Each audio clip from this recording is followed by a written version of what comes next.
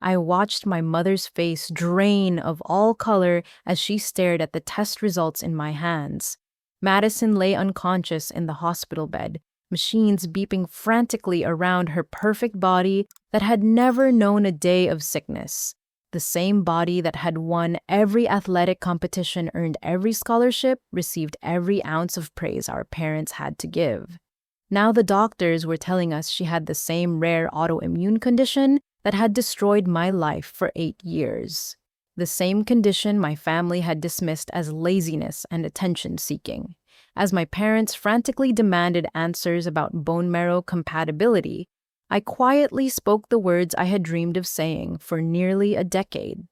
The pain started when I was 19 during my second year at Riverside Community College. It began as a dull ache in my joints that I attributed to studying hunched over textbooks for hours. But within weeks, the discomfort evolved into something far more sinister. My knees would swell without warning, my wrists felt like they were on fire, and a crushing fatigue settled over me like a heavy blanket that never lifted. I dragged myself to morning classes, but my mind felt wrapped in cotton. Simple concepts that had been easy to grasp suddenly seemed impossible to comprehend. I would read the same paragraph 5 times and still have no idea what it said. My professors started giving me concerned looks when I dozed off during lectures, something that had never happened before. When I finally worked up the courage to tell my mother Patricia about what was happening, she was folding laundry in the living room of our modest 2-story house in suburban Denver. Madison was at soccer practice as usual, and Dad was still at work. I thought this would be the perfect time for a private conversation. Mom, I think something might be wrong with me, I said, settling onto the couch beside her. I've been having these weird symptoms, and I'm really struggling in school. Patricia didn't even look up from the towel she was folding with military precision. What kind of symptoms? Are you eating enough? Sleeping enough? When was the last time you exercised? I tried to explain the joint pain, the overwhelming exhaustion, the cognitive problems that made studying feel impossible. As I spoke, I watched her expression grow increasingly skeptical. When I finished, she finally set down the towel she was holding and fixed me with a stern look. Bryn, you're 21 years old. Your sister is 3 years younger, and she manages a full course load varsity soccer plus a part-time job at the community center. She never complains about being tired. Patricia picked up another towel and snapped it aggressively. Maybe if you got some exercise and stopped staying up all night on that computer, you'd have more energy. But Mom, this isn't about being out of shape. Something is genuinely wrong. I think I need to see a doctor. We just had your physical 6 months ago and everything was fine. Dr. Williams said you were perfectly healthy. She stood up, clearly ending the conversation. What you need is structure and responsibility. Your father and I have been discussing this, and we think it's time you got a real job instead of just taking those community college classes that aren't leading anywhere. The dismissal hit me like a physical blow. I had been hoping for concern, maybe even compassion. Instead, I felt like I was being scolded for an imaginary problem. Over the next few weeks, I tried bringing up my symptoms several more times, but each conversation ended the same way. Patricia would list Madison's accomplishments, suggest I was making excuses, or change the subject entirely. My father, Robert, was even less sympathetic when I finally approached him. He was in the garage working on his vintage motorcycle when I gathered the courage to try again. Dad, I really think I need to see a specialist about these health problems I've been having. He didn't even look up from the engine he was cleaning. What health problems? Your mother told me you've been complaining about being tired. Welcome to being an adult, kiddo. We're all tired. It's not normal tiredness, Dad. I'm sleeping 14 hours and still feeling exhausted. My joints hurt constantly, and I can barely think straight. That got his attention. He straightened up and studied me with the same expression he used when evaluating a problematic motorcycle part. You know what your problem is. You're babying yourself. When I was your age, I worked 2 jobs and went to night school. I didn't have time to analyze every ache and pain. But what if there's actually something wrong?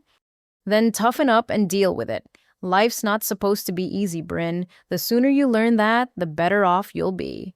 He turned back to his motorcycle, effectively ending our conversation.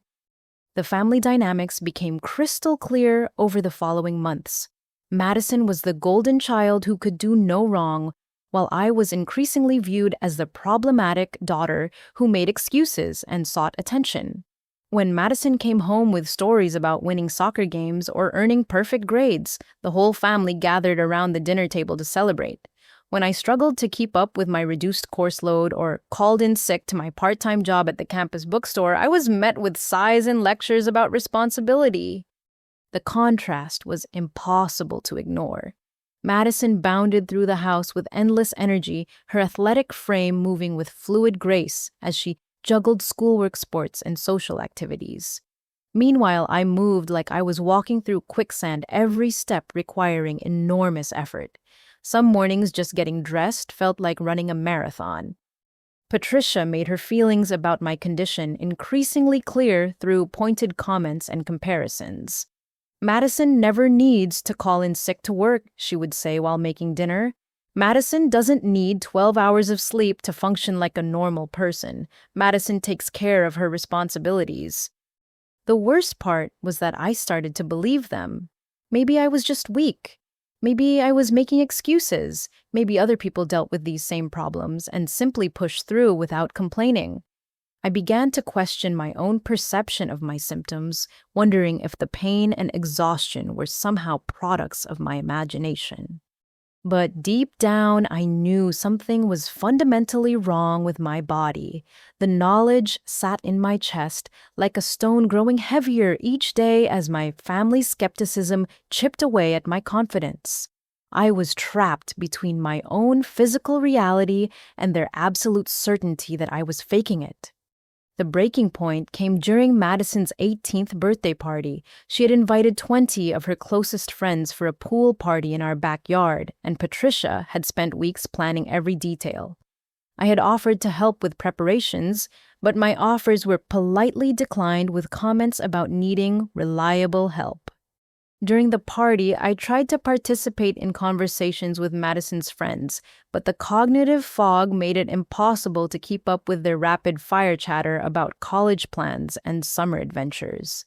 I found myself sitting alone at the patio table watching everyone else laugh and splash in the pool while I struggled to stay awake despite having slept for 10 straight hours the night before. "Why does Bryn always look so miserable?" I heard one of Madison's friends whisper to another. "She's like a dark cloud at every family gathering." I wanted to explain that I wasn't miserable by choice, that I would give anything to feel normal again, to have the energy to jump in the pool and join their games. Instead, I quietly excused myself and went to my room where I cried until my head pounded even worse than usual. When the party ended and the last guest had gone home, Patricia knocked on my bedroom door. I expected her to check on me, maybe acknowledge that I had seemed upset. Instead, she stood in my doorway with her arms crossed and delivered a verdict that would haunt me for years. "Your behavior today was embarrassing, Bryn, sitting there like a lump while everyone else was having fun. Madison's friends are going to think there's something wrong with our family." She paused, studying my tear-stained face with obvious frustration. "I don't know what this act is supposed to accomplish, but it needs to stop. You're not sick. You're just lazy and looking for attention. The sooner you accept that and start contributing to this household, the better off we'll all be." After months of family pressure, I finally convinced my parents to let me see Dr. Harrison, our family physician, about my ongoing symptoms. I had compiled a detailed list of everything I was experiencing, hoping that a medical professional would finally validate what I was going through. Dr. Harrison was a pleasant man in his 60s who had been treating our family since I was a child. He listened patiently as I described the joint pain, the crushing fatigue, the cognitive problems, and the strange rashes that appeared and disappeared without warning. I showed him photos I had taken of the swelling in my hands and knees, hoping visual evidence would help my case. These symptoms sound very stressful, Bryn, he said, leaning back in his chair after completing a basic physical examination. Have you been under unusual pressure lately? Starting college, social pressures, family expectations? Well, yes, but these symptoms started before any major stress, and they're getting worse, not better. He nodded sympathetically. The transition to adulthood can be more challenging than we realize. Your blood work from last year was completely normal, and I don't see any obvious signs of inflammation or illness today. He clicked his pen thoughtfully. I think we're looking at anxiety manifesting as physical symptoms. It's much more common than people realize. My heart sank. But Dr. Harrison, the joint swelling is real. I took pictures. Anxiety can cause muscle tension that feels like joint pain, and stress hormones can definitely cause fatigue and concentration problems. He turned to his computer and began typing. I'm going to prescribe a mild antidepressant that's very effective for anxiety-related physical symptoms. I think you'll be surprised how much better you feel once we get your stress levels under control. I left his office with a prescription for medication I didn't want, and the sinking feeling that even medical professionals thought I was imagining my problems. When I told my parents about the appointment, their relief was obvious and immediate. I see, we told you it was all in your head, Patricia said, looking vindicated. Dr. Harrison has been practicing medicine for 30 years. If he says it's anxiety, then it's anxiety. But taking the antidepressants only made things worse. The medication caused additional fatigue and nausea while doing nothing to address my other symptoms. When I returned to Dr. Harrison 6 weeks later to report that I felt worse instead of better, he doubled the dosage and suggested I might need therapy to address underlying psychological issues. Sometimes we hold on to physical symptoms because they serve a purpose, he explained. They might get us attention or excuse us from responsibilities we're not ready for. Have you considered that possibility? The suggestion that I was subconsciously choosing to be sick felt like a knife twist. I wanted nothing more than to feel normal again, to have the energy to pursue my goals and live the life I had planned. The idea that I might be sabotaging myself for attention or to avoid responsibility was both insulting and terrifying. Over the next several months, my symptoms continued to worsen despite the medication. The joint swelling became more frequent and severe, sometimes affecting my ability to use my hands properly. The fatigue deepened until I needed 14 to 16 hours of sleep just to function minimally. Most frightening of all my cognitive problems became so severe that I could barely follow simple conversations or remember important information. I developed mysterious rashes that appeared suddenly on my face, and arms angry red patches that burned and itched before disappearing just as mysteriously. My hair started falling out in clumps, leaving thin spots that I tried desperately to hide with creative styling. Sometimes I would have episodes where my heart raced for no reason, leaving me dizzy and breathless. Each new symptom sent me back to Dr. Harrison, who seemed increasingly frustrated with my persistent complaints. He referred me to a dermatologist for the rashes who suggested stress-induced eczema. A cardiologist found nothing wrong with my heart and recommended stress management techniques. Every specialist I saw seemed to reach the same conclusion. My problems were psychological rather than physical. Meanwhile, my family's patience was wearing dangerously thin. Patricia had initially shown some sympathy when Dr. Harrison diagnosed anxiety, but as months passed without improvement, her attitude hardened into open hostility. You're not even trying to get better, she accused during one particularly painful confrontation. You're wallowing in this victim mentality instead of taking responsibility for your life. Madison doesn't need antidepressants to function like a normal person. The comparison to Madison was constant and increasingly cruel. While I struggled to complete basic tasks, Madison was thriving in her senior year of high school. She had been accepted to Colorado State University with a full athletic scholarship and was being recruited by the Olympic Development Program for soccer. Every achievement was celebrated with family dinners, and proud phone calls to relatives, while my struggles were met with eye rolls and suggestions that I needed to snap out of it. Robert took a different approach, treating my illness as a character flaw that could be corrected through discipline and tough love. He started assigning me additional household chores, claiming that staying busy would help me feel more productive and positive. When I struggled to complete tasks due to fatigue or joint pain, he interpreted it as laziness and added even more responsibilities. Work builds character, he would say when I protested. The problem with your generation is that you expect everything to be easy. A little hard work never hurt anybody. The breaking point came during what should have been a routine family dinner. I had been feeling particularly unwell that day, with severe joint pain and a crushing headache that made it difficult to concentrate. Madison was excitedly telling us about being named team captain for her final season, and I was genuinely trying to participate in the celebration despite feeling terrible. "That's amazing, Madison," I said, attempting to smile through the pain. "You've worked so hard for this."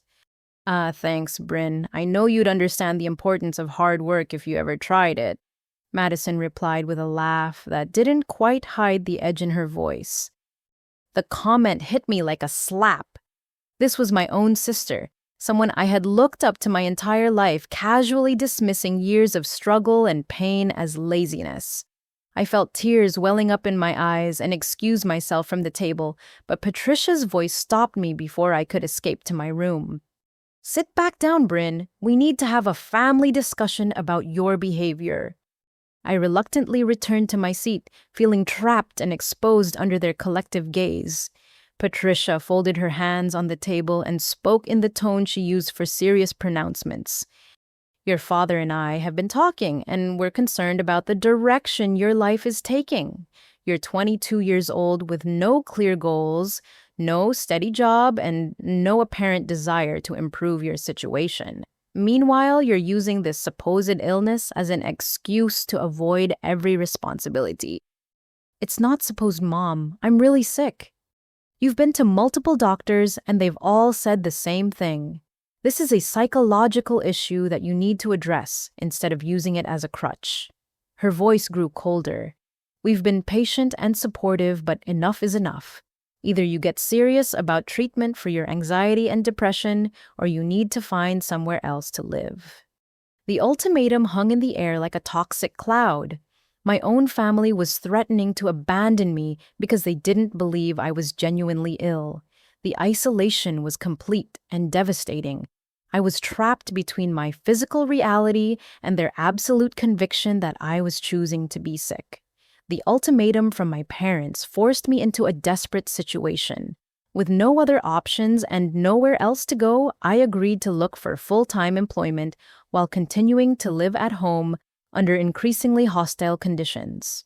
The job search was a nightmare given my unpredictable symptoms and cognitive problems, but I finally found work at Henderson's Family Grocery, a small supermarket, about 15 minutes from our house. The manager, Mrs. Chen, was initially understanding when I explained that I had some health issues that might occasionally affect my performance. She assured me that as long as I was reliable and hardworking, we wouldn't have any problems.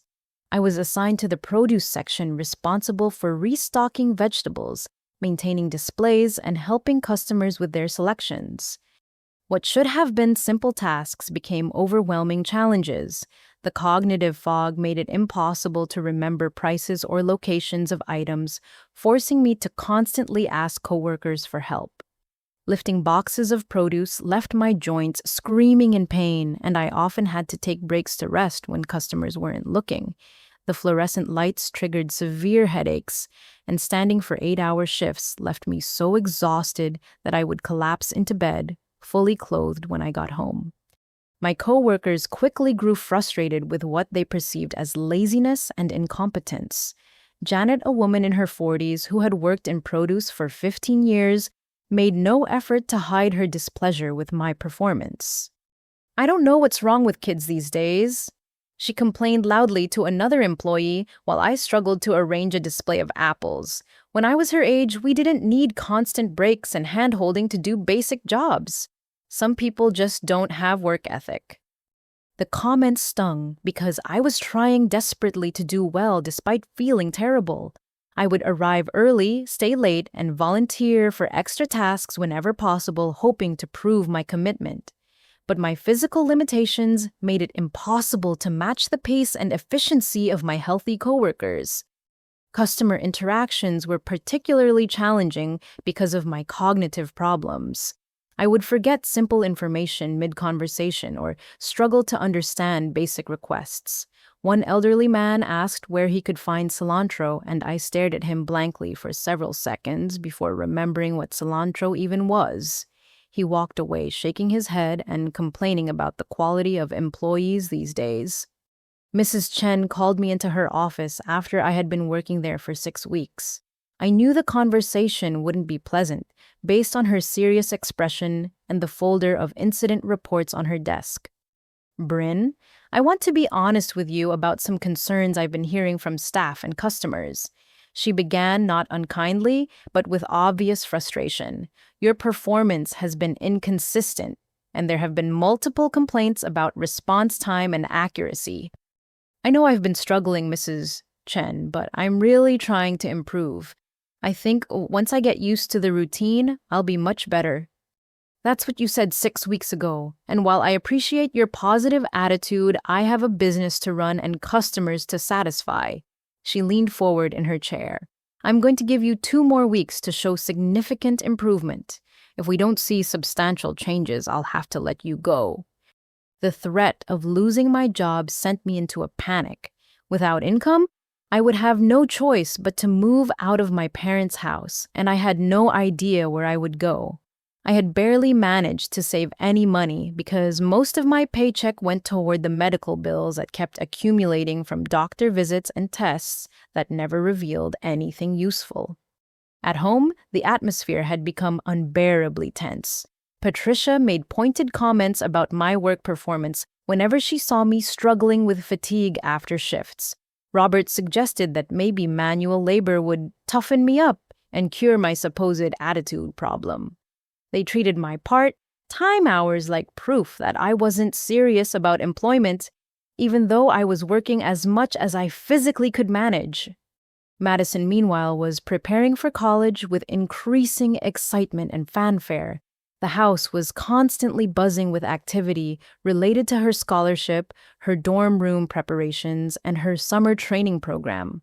Family conversations revolved entirely around her achievements and future plans, with my struggles treated as an unwelcome distraction from more important matters.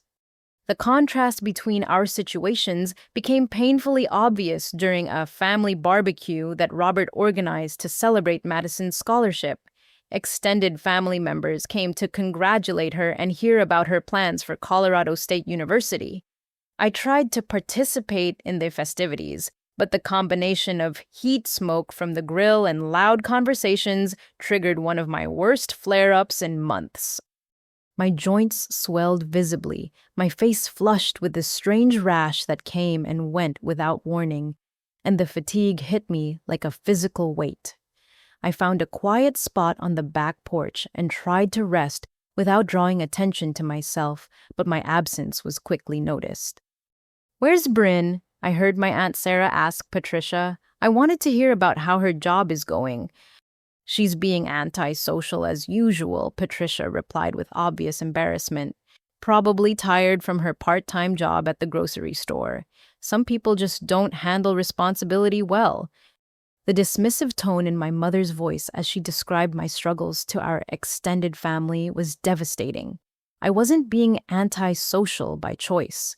I was genuinely ill and trying my best to cope with an impossible situation while receiving no support or understanding from the people who should have cared most about my well-being. Later that evening, after all the guests had gone home and Madison was upstairs video chatting with college friends, I attempted one final conversation with my parents. I found them in the living room, looking through photo albums from the barbecue and commenting happily on Madison's bright future. "Oh, Mom, Dad, I need to talk to you about something important," I said, settling into the chair across from their couch. Patricia looked up with barely concealed irritation. If this is another complaint about your health, Bryn, we've been through this countless times. You need to focus on moving forward instead of dwelling on problems that doctors say are psychological.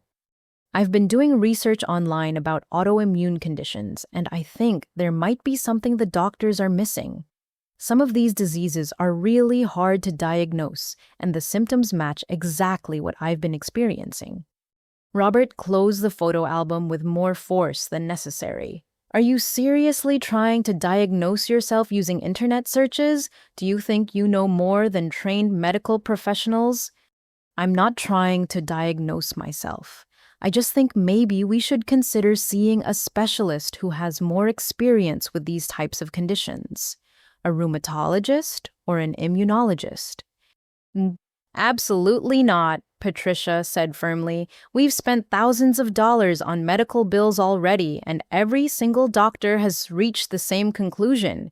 You have anxiety and depression, and instead of taking responsibility for treatment, you're looking for more exotic explanations that will excuse you from dealing with reality. The finality in her voice made it clear that the conversation was over. They had made up their minds about my condition years ago, and no amount of evidence or deterioration would change their perspective. I was completely alone in my battle against an illness that was destroying my life while my family watched, with a mixture of frustration and contempt. As I lay in bed that night, listening to Madison laugh on the phone with her friends about college orientations and soccer camps, I felt the full weight of my isolation. I was trapped in a body that was failing me, surrounded by people who thought I was failing them. The loneliness was almost as unbearable as the physical symptoms themselves. Desperation led me to places I had never imagined exploring. Unable to convince my family to support further medical investigation and facing the constant threat of losing my job, I began spending my few free hours researching rare diseases and autoimmune conditions online. What I discovered was a hidden world of patients who had struggled for years to receive accurate diagnoses, often facing the same skepticism and dismissal that had become my daily reality. Through online support groups and medical forums, I learned about conditions I had never heard of before: systemic lupus, erythematosus, Sjogren's syndrome, rheumatoid arthritis, fibromyalgia, and dozens of other autoimmune disorders that could cause the exact constellation of symptoms I was experiencing. More importantly, I discovered that many of these conditions were notoriously difficult to diagnose, often taking years, and multiple doctors before patients received proper treatment. The revelation that I wasn't alone in this struggle was both comforting and heartbreaking. I read story after story from people who had been dismissed as hypochondriacs, attention seekers, or psychological cases before finally finding medical professionals who took their symptoms seriously. Some had endured decades of suffering before receiving accurate diagnoses and effective treatment. One forum post particularly resonated with me. A woman named Jennifer from Phoenix had written about her 8-year journey to receive a diagnosis of mixed connective tissue disease. Her symptoms were nearly identical to mind-joint pain and swelling, crushing fatigue, cognitive problems, mysterious rashes, and hair loss. She had been told by multiple doctors that her problems were stress-related before finally finding a rheumatologist who recognized the signs of autoimmune disease. In her post, Jennifer mentioned Dr. Elena Rodriguez, a rheumatologist in Denver, who specialized in rare autoimmune conditions and was known for her willingness to investigate complex cases that other doctors had dismissed. Several other forum members chimed in with positive experiences from Dr. Rodriguez's practice, describing her thoroughness and compassion when dealing with difficult diagnoses. I spent hours researching Dr. Rodriguez's credentials and reading reviews from her patients. She had trained at Johns Hopkins University and had published numerous papers on autoimmune conditions.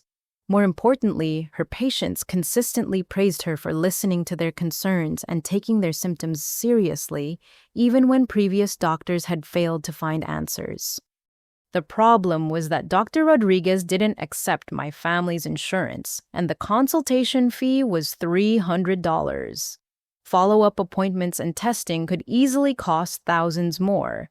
With my meager income from the grocery store and my parents' refusal to support additional medical expenses, seeing a specialist seemed financially impossible. But as my symptoms continued to worsen and my job security became increasingly precarious, I realized that finding answers was worth any sacrifice. I began secretly saving every dollar I could spare, cutting back on already minimal expenses, and skipping meals when possible. I sold textbooks from my abandoned college courses, old electronics, and pieces of jewelry I had received as graduation gifts. Every $20 bill felt like a step closer to potential answers. The saving process took months, during which my condition continued to deteriorate. The joint swelling became so severe that I could barely open jars or grip items properly. The fatigue deepened until I was sleeping 16 hours a day and still feeling exhausted. Most alarmingly, I began experiencing episodes of chest pain and shortness of breath that terrified me, but which I couldn't afford to have investigated.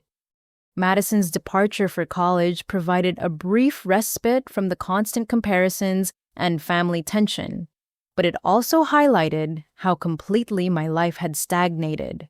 While she moved into her dorm room and began the exciting journey of higher education, I was trapped in a cycle of work illness and desperate attempts to save money for medical care. The weekend she left was particularly difficult. Patricia and Robert spent the entire time talking about how proud they were of Madison's accomplishments and how excited they were to watch her thrive at university. They peppered their conversations with passive-aggressive comments about my lack of progress and motivation. It's amazing how some people just naturally rise to challenges while others make excuses, Robert observed while helping carry Madison's belongings to the car. Success really is about mindset and determination. Madison has always been self-motivated, Patricia agreed. She never needed constant supervision or hand-holding to accomplish her goals. Some people are just born with that drive. The implications were clear, and they stung deeply. My parents viewed Madison's success as proof of superior character rather than superior health. They couldn't see past their preconceived notions about my supposed laziness to recognize that I was fighting a battle they couldn't understand. After Madison left the house, felt eerily quiet.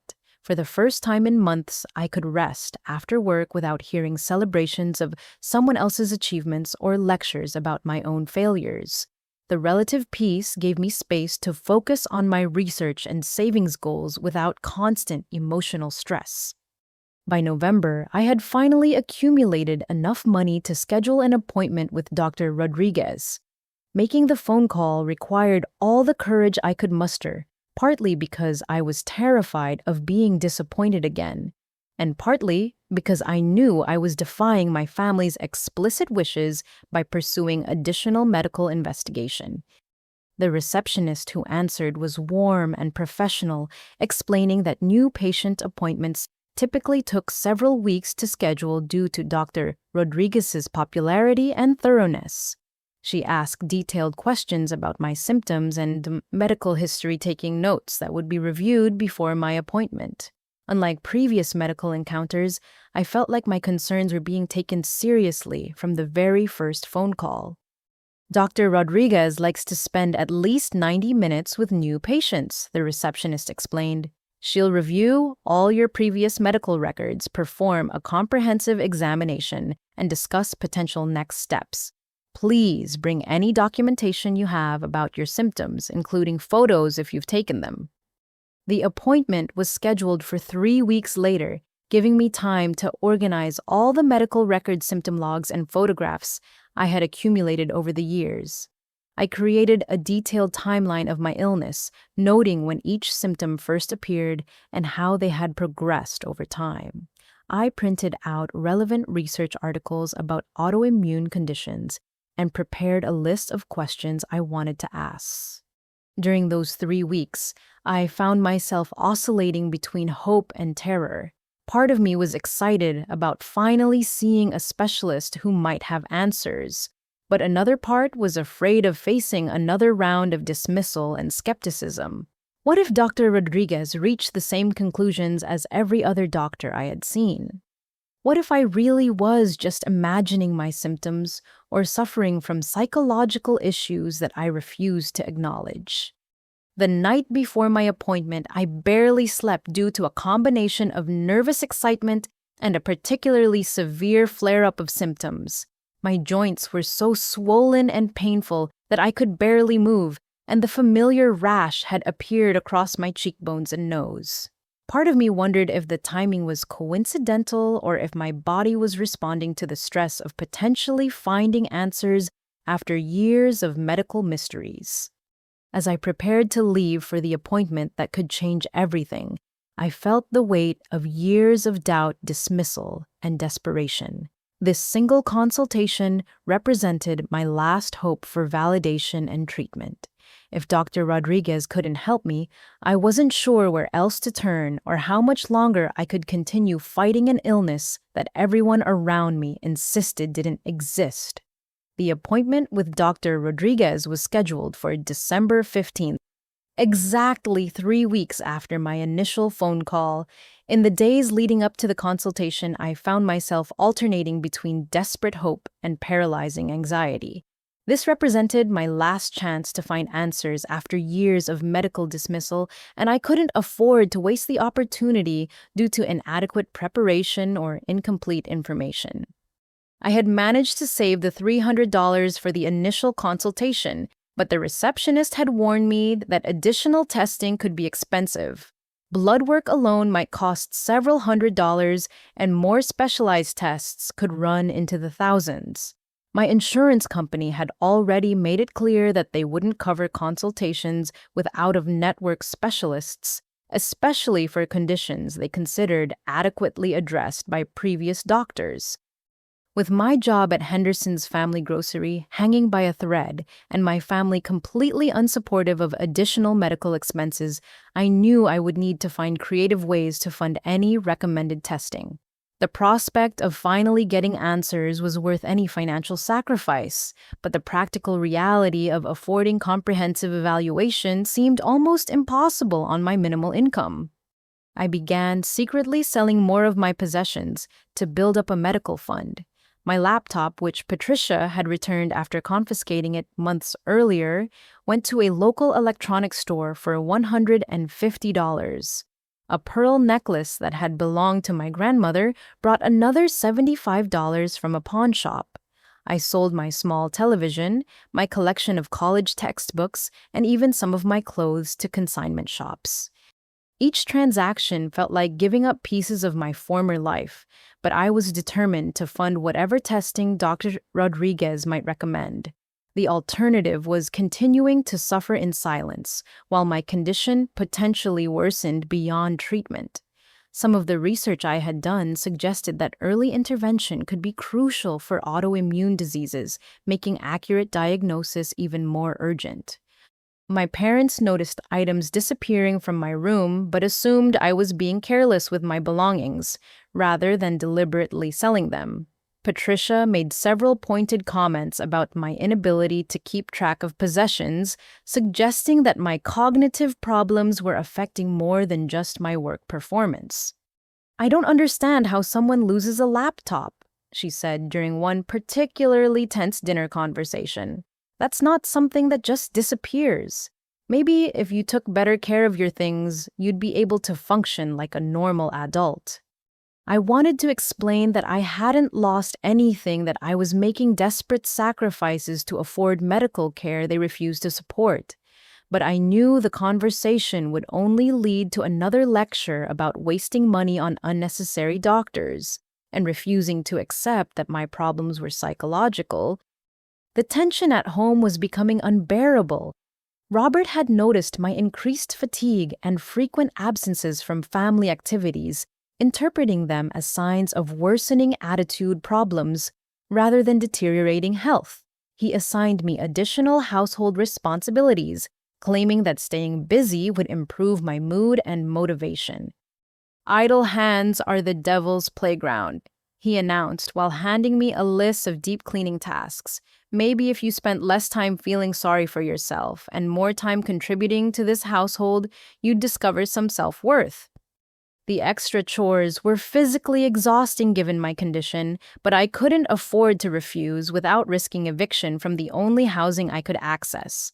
I would drag myself through the tasks despite joint pain and crushing fatigue, then collapse into bed, feeling like I had run a marathon.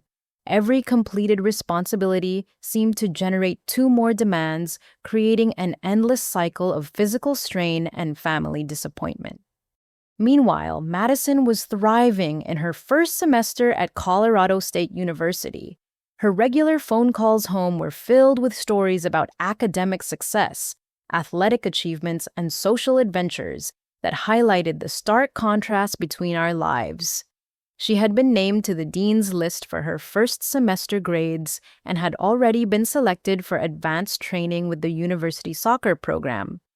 The family celebrations for Madison's accomplishments continued even in her absence, with Patricia organizing special dinners whenever good news arrived. I was expected to participate enthusiastically in these celebrations while hiding my own struggles and pretending that everything was fine. Madison called today with the most wonderful news, Patricia announced during one such dinner in early December. She's been invited to join an elite summer training program that could lead to professional soccer opportunities. Can you imagine? Our daughter might become a professional athlete. Robert beamed with pride as he raised his glass in a toast. To Madison, who proves that hard work and determination always pay off. She's never let obstacles slow her down or made excuses for not achieving her goals. The implicit criticism in his words was impossible to miss. While Madison was reaching new heights of success, I was struggling to maintain basic employment and secretly selling possessions to afford medical care. The comparison felt deliberately cruel, designed to highlight my failures rather than celebrate Madison's achievements. As my appointment with Dr. Rodriguez approached, I realized I would need to request time off from work, which risked further damage to my already precarious job security. Mrs. Chen had made it clear that my performance was barely acceptable, and taking time off for another medical appointment would likely be viewed as additional evidence of unreliability.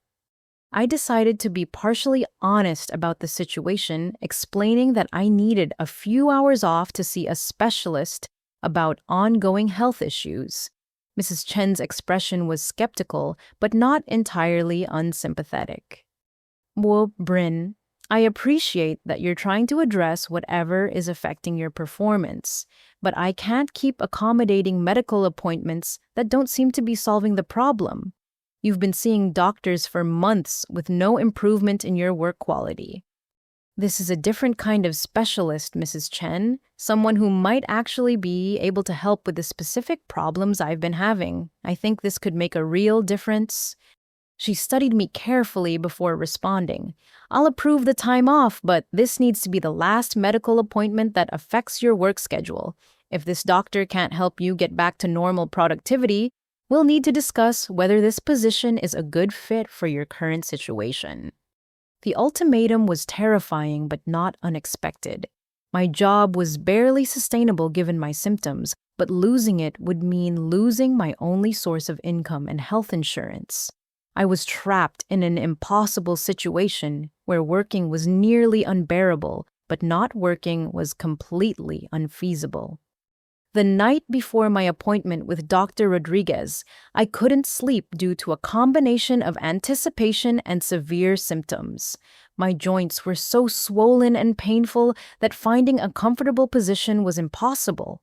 The familiar rash had flared across my face and arms, creating angry red patches that burned and itched.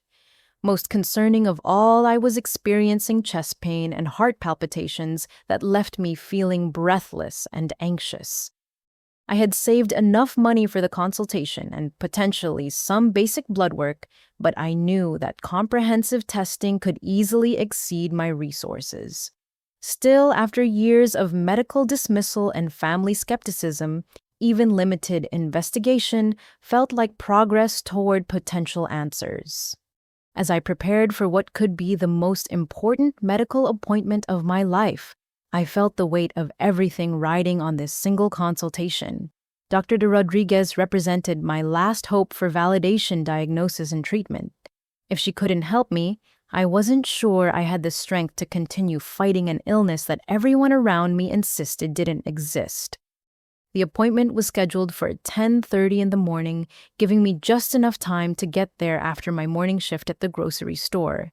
I had prepared every piece of documentation I could think of, organized my questions, and saved every dollar possible for whatever testing might be recommended. Whether Dr. Rodriguez could provide the answers I desperately needed remained to be seen, but I was determined to give her every opportunity to succeed where others had failed. Dr. Rodriguez's office was located in a modern medical building about 20 minutes from my house, and walking through the doors felt like stepping into a different world. Unlike the sterile, hurried atmosphere of previous medical appointments, this waiting room felt calm and thoughtful.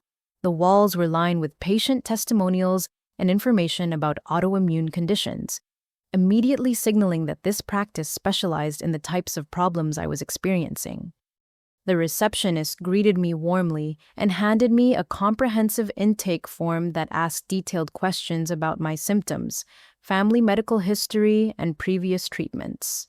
The thoroughness of the questionnaire was both overwhelming and encouraging. For the first time, I felt like a medical professional was genuinely interested in understanding the full scope of my condition, rather than rushing to quick conclusions. After completing the paperwork, I waited nervously for my name to be called.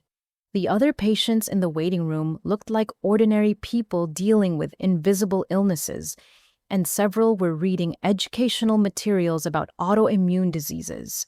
The atmosphere was supportive rather than skeptical, creating a sense of community among people who understood the challenges of chronic illness.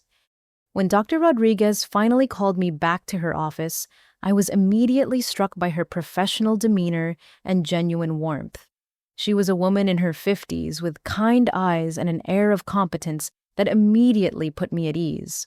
Her office was filled with medical textbooks, research journals, and awards recognizing her contributions to autoimmune disease research. Bryn, I've reviewed the information you provided over the phone, and I want to start by saying that your symptoms sound very concerning and absolutely deserve thorough investigation. She began, settling into her chair across from me.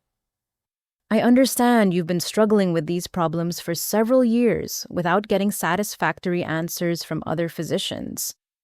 The simple acknowledgement that my symptoms were real and concerning brought tears to my eyes. After years of being dismissed and told that my problems were psychological, hearing a medical professional take my concerns seriously felt like a miracle. Yes, Dr. Rodriguez. I've been to multiple doctors and they all say my blood work is normal and that I probably have anxiety or depression. But I know something is physically wrong with me. Let's talk through your symptoms systematically, starting from the very beginning. I want to understand not just what you're experiencing now, but how everything started and how it's progressed over time. For the next hour, Dr. Rodriguez asked detailed questions about every aspect of my illness. She wanted to know about the timing of symptom onset, environmental factors that might trigger flares, family history of autoimmune disease, and even seemingly unrelated details like sun sensitivity and dry eyes. Her questions revealed connections and patterns that no previous doctor had explored. When I described the joint swelling and showed her photographs I had taken during severe flares, she examined them carefully and asked follow-up questions about which joints were most affected and whether the swelling was symmetric. She was particularly interested in the rashes that appeared and disappeared unpredictably, asking me to describe their appearance, location, and any associated symptoms. The pattern you're describing is very suggestive of systemic autoimmune disease, she said thoughtfully. The combination of joint and inflammation, fatigue, cognitive problems, skin manifestations, and hair loss creates a clinical picture that deserves comprehensive evaluation. After the detailed history, Dr. Rodriguez performed the most thorough physical examination I had ever experienced. She carefully palpated every joint, examined my skin for signs of inflammation, checked my lymph nodes, and used specialized techniques to assess muscle strength and neurological function. She found multiple areas of concern that previous doctors had either missed or dismissed as insignificant. I can feel inflammation in several of your joints right now, she explained while examining my hands and wrists. There's definite swelling and warmth that suggests active autoimmune processes. I'm also concerned about some of the skin changes I'm seeing and the pattern of muscle weakness you're displaying. When the examination was complete, Dr. Rodriguez sat down to discuss her preliminary impressions and recommendations. Her expression was serious but hopeful, suggesting that she had identified potential explanations for my years of suffering. Bryn, based on everything you've told me and what I've found on examination, I strongly suspect you have a systemic or autoimmune condition.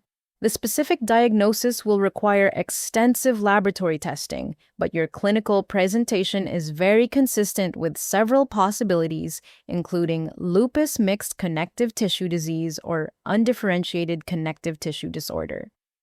The relief of finally hearing a medical professional acknowledge that my symptoms represented real disease was overwhelming. I felt vindicated after years of doubt and dismissal, but also frightened about what this might mean for my future. What kind of testing would be needed to confirm a diagnosis?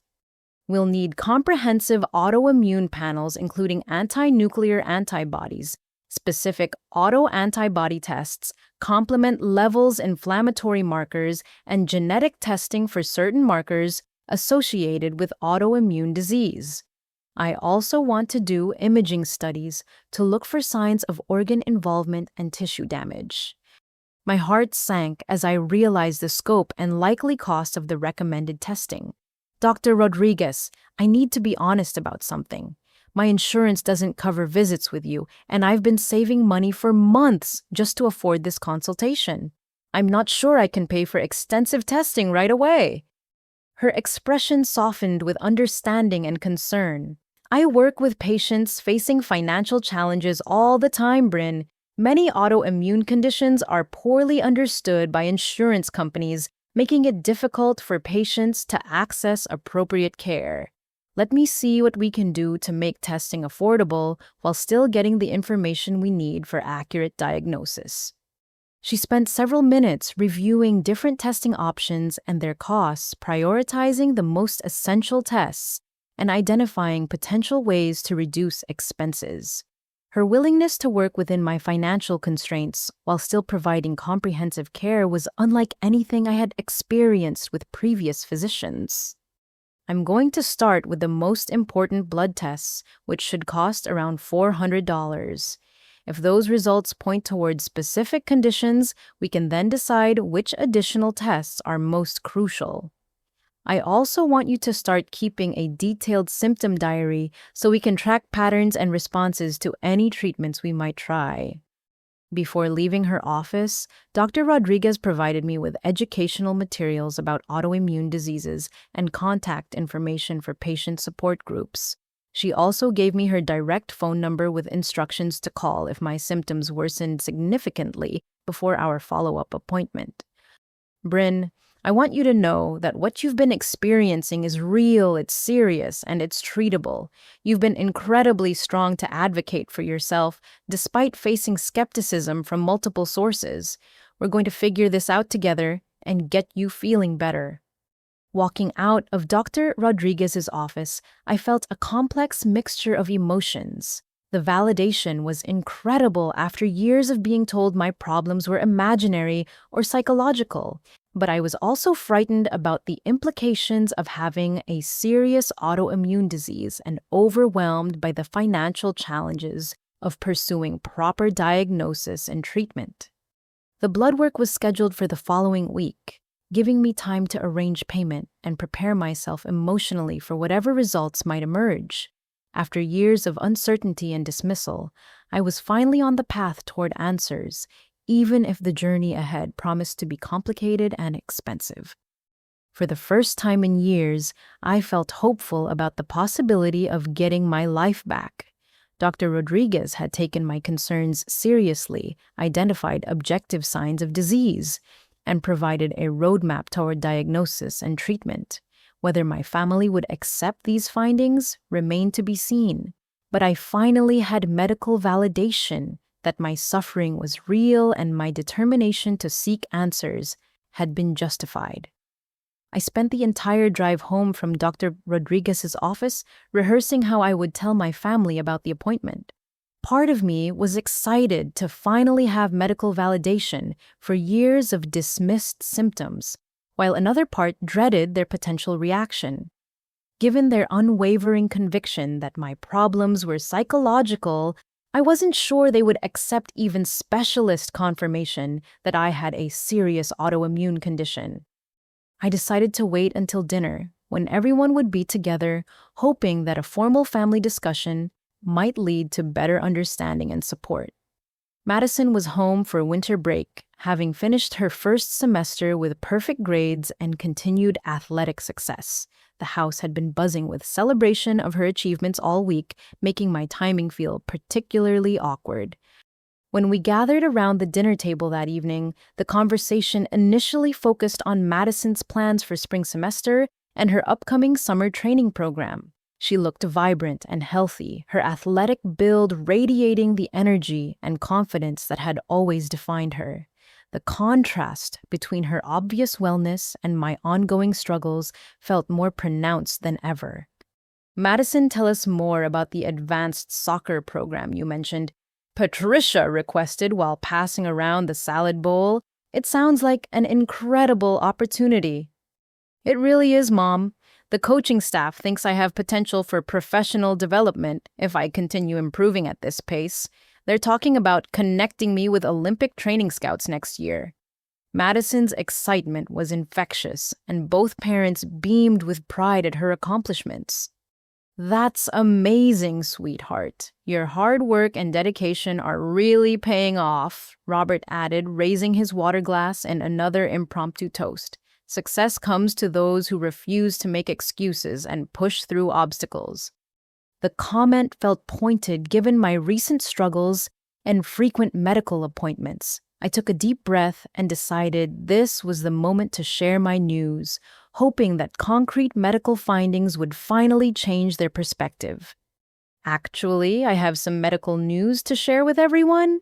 I began setting down my fork and trying to project confidence I didn't entirely feel. I saw a specialist today and she thinks she knows what's been causing all my symptoms. The conversation stopped abruptly and I could feel the shift in atmosphere around the table.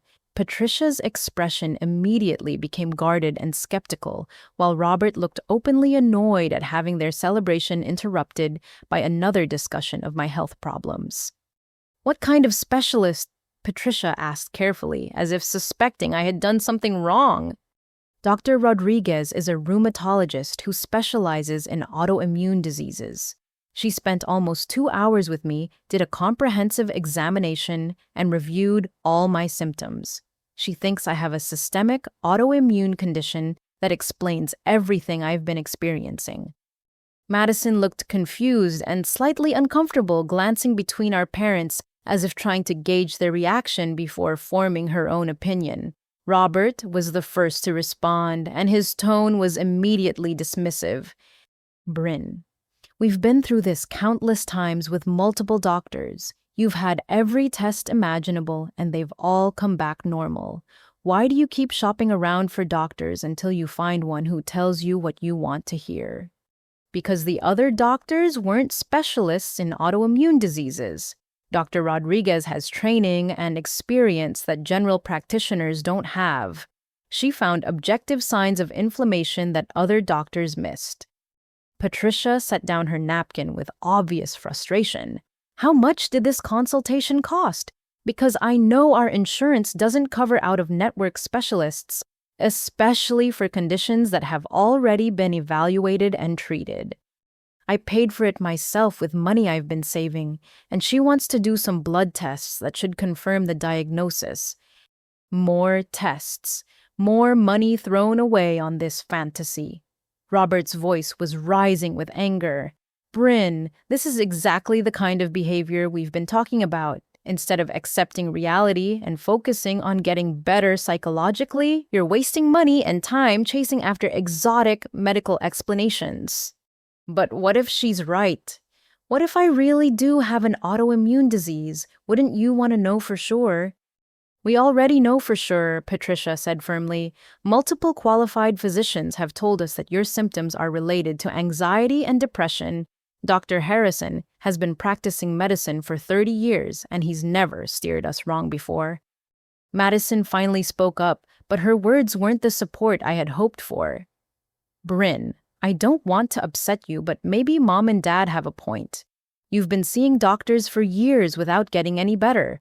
Maybe it's time to try a different approach like therapy or stress management.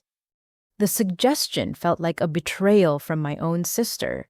I had hoped that she might be more open-minded than our parents, but she seemed equally invested in the psychological explanation for my problems. You don't understand, I said, feeling tears beginning to form. Dr. Rodriguez found actual physical signs of disease. She could feel the inflammation in my joints. She saw skin changes that indicate autoimmune problems. This isn't psychological. That's what you said about the last doctor and the one before that, Robert countered. Each time you're convinced that this new physician has all the answers, but nothing ever comes of it except more bills and more excuses for why you can't function like a normal adult. So what's most concerning to me, Patricia added, is that you're so invested in being sick. It's like you want to have some dramatic medical condition instead of dealing with the actual issues in your life. Most people would be happy to hear that they're physically healthy. The accusation that I wanted to be sick was particularly painful because it was so far from the truth. I would have given anything to feel normal again, to have the energy and cognitive function that would allow me to pursue my goals and live independently. The suggestion that I was choosing illness for attention or to avoid responsibility was both insulting and heartbreaking. I'm not invested in being sick, I replied, trying to keep my voice steady despite my emotional state. I'm invested in finding out what's wrong so I can get proper treatment and feel better. Dr. Rodriguez thinks this condition is treatable if we catch it early enough. There's nothing to catch because there's nothing wrong with you physically, Robert said with finality. You have anxiety and depression that manifest as physical symptoms, and until you accept that and commit to appropriate treatment, you're going to continue struggling. The conversation continued for another painful 30 minutes, with my family systematically dismantling every aspect of my specialist consultation. They questioned Dr. Rodriguez's credentials, suggesting she was a quack who preyed on desperate patients with unproven theories. They accused me of selectively choosing symptoms and exaggerating problems to fit autoimmune disease criteria. Most hurtfully, they framed my pursuit of medical answers as a personal attack on their judgment and parenting. Patricia seemed particularly offended by the implication that they might have been wrong about my condition for years. Are you suggesting that we've been bad parents, that we've ignored genuine medical problems and forced you to suffer unnecessarily? She asked, her voice trembling with hurt and anger. I'm not suggesting anything about your parenting. I'm just trying to understand what's happening to my body and get appropriate treatment. What's happening to your body is that you're manifesting psychological problems as physical symptoms, Robert concluded. And what's happening to this family is that your refusal to accept reality is creating constant drama and tension.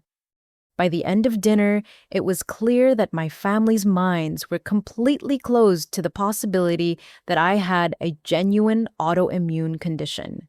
They had invested too much time and energy in the psychological explanation to consider alternatives, even when presented with specialist evaluation and potential objective findings. As we cleared the dishes in tense silence, I realized that getting medical answers would not automatically solve my family problems.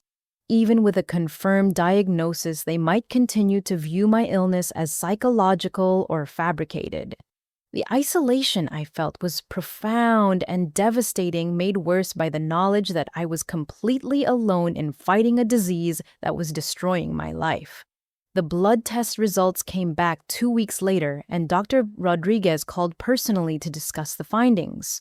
Her voice was both validating and concerning as she explained that my blood work showed clear evidence of systemic autoimmune disease with multiple positive markers indicating active inflammation and tissue damage.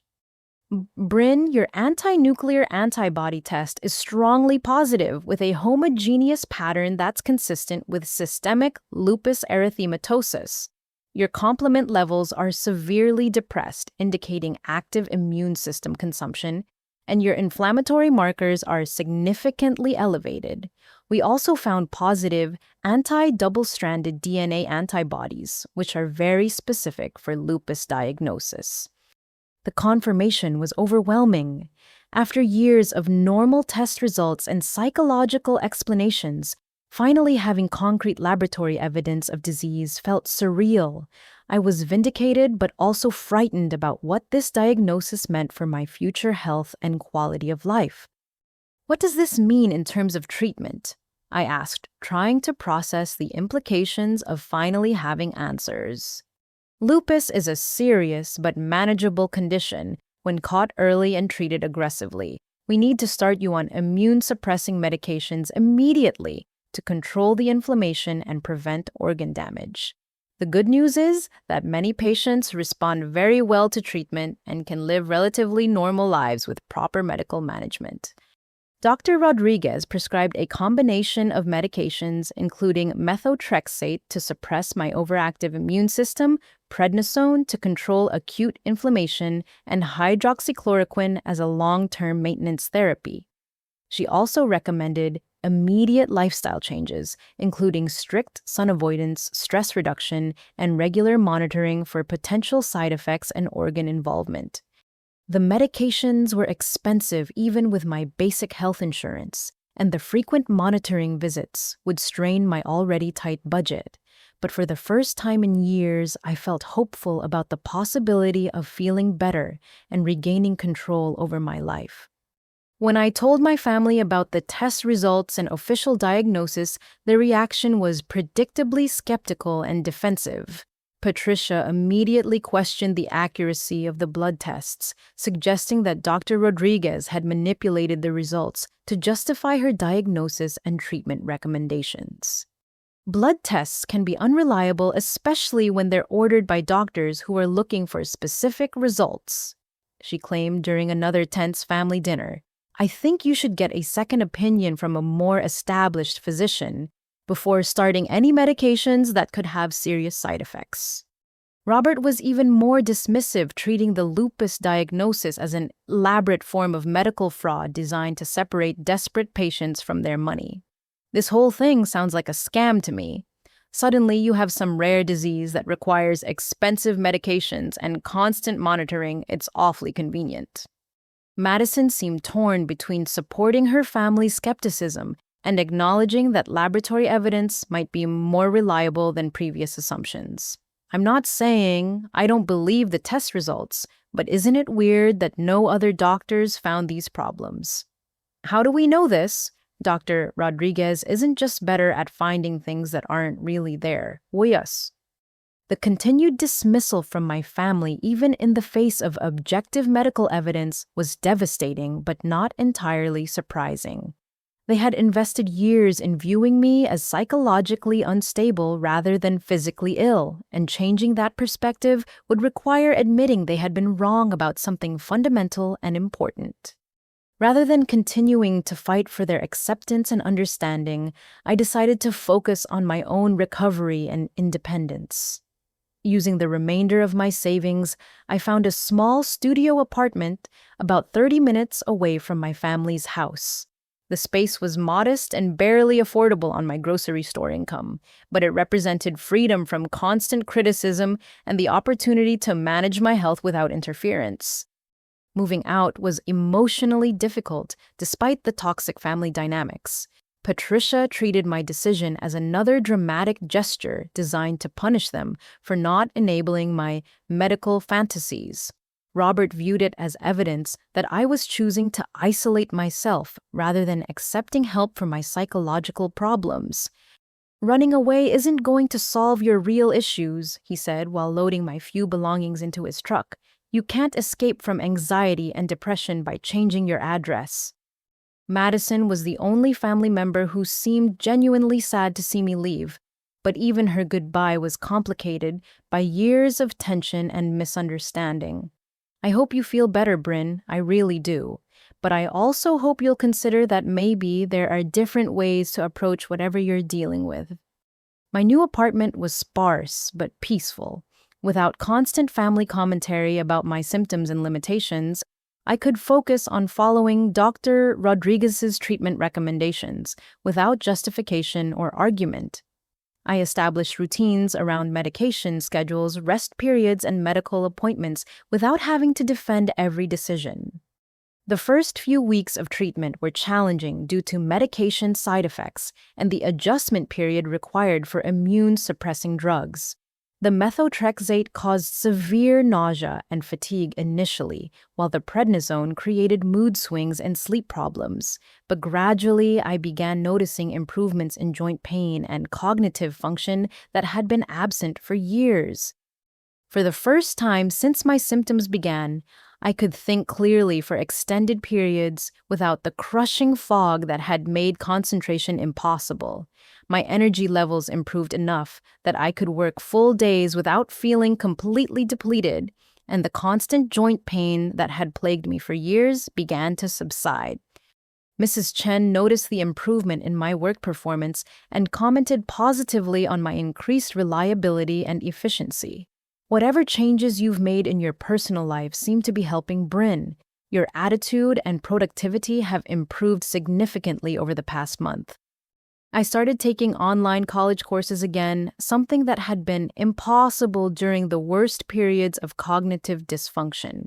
The ability to learn and retain information felt like recovering a lost part of myself, and I threw myself into coursework with enthusiasm that had been dormant for years.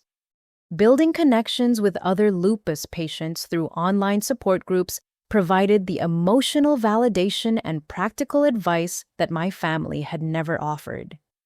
These communities understood the challenges of invisible illness, the difficulty of obtaining accurate diagnosis, and the ongoing work required to manage chronic autoimmune disease. Through these connections, I learned about patient advocacy opportunities and began volunteering with organizations that helped people navigate complex medical systems. My own experience with medical dismissal and family skepticism gave me unique insight into the challenges faced by others seeking diagnosis and treatment for rare conditions. For the first time in years, I felt like my suffering had purpose and meaning. Instead of being a burden or a source of family tension, my illness experience was becoming a foundation for helping others facing similar struggles. The transformation from helpless patient to empowered advocate felt like reclaiming my identity and self-worth after years of doubt and dismissal. Spring semester at Colorado State University brought new challenges and opportunities for Madison, but also the first subtle signs that her perfect health might not be as invulnerable as everyone had assumed. She was pushing herself harder than ever, determined to maintain her academic excellence while advancing her athletic performance to professional levels. The advanced soccer training program demanded brutal physical conditioning with daily 2-hour practices, strength training sessions, and weekend tournaments that tested every aspect of her fitness and skill. Madison thrived under the pressure, initially viewing the demands as stepping stones toward her dream of professional athletics and possible Olympic competition. During one particularly intense spring training session, Madison first noticed something wasn't quite right. What started as normal muscle fatigue after a challenging practice evolved into persistent soreness that didn't improve with rest. Her joints felt stiff and achy in the morning, requiring longer warm-up periods before she could move with her usual fluid grace. Madison attributed these symptoms to the increased training intensity and pushed through the discomfort without complaint.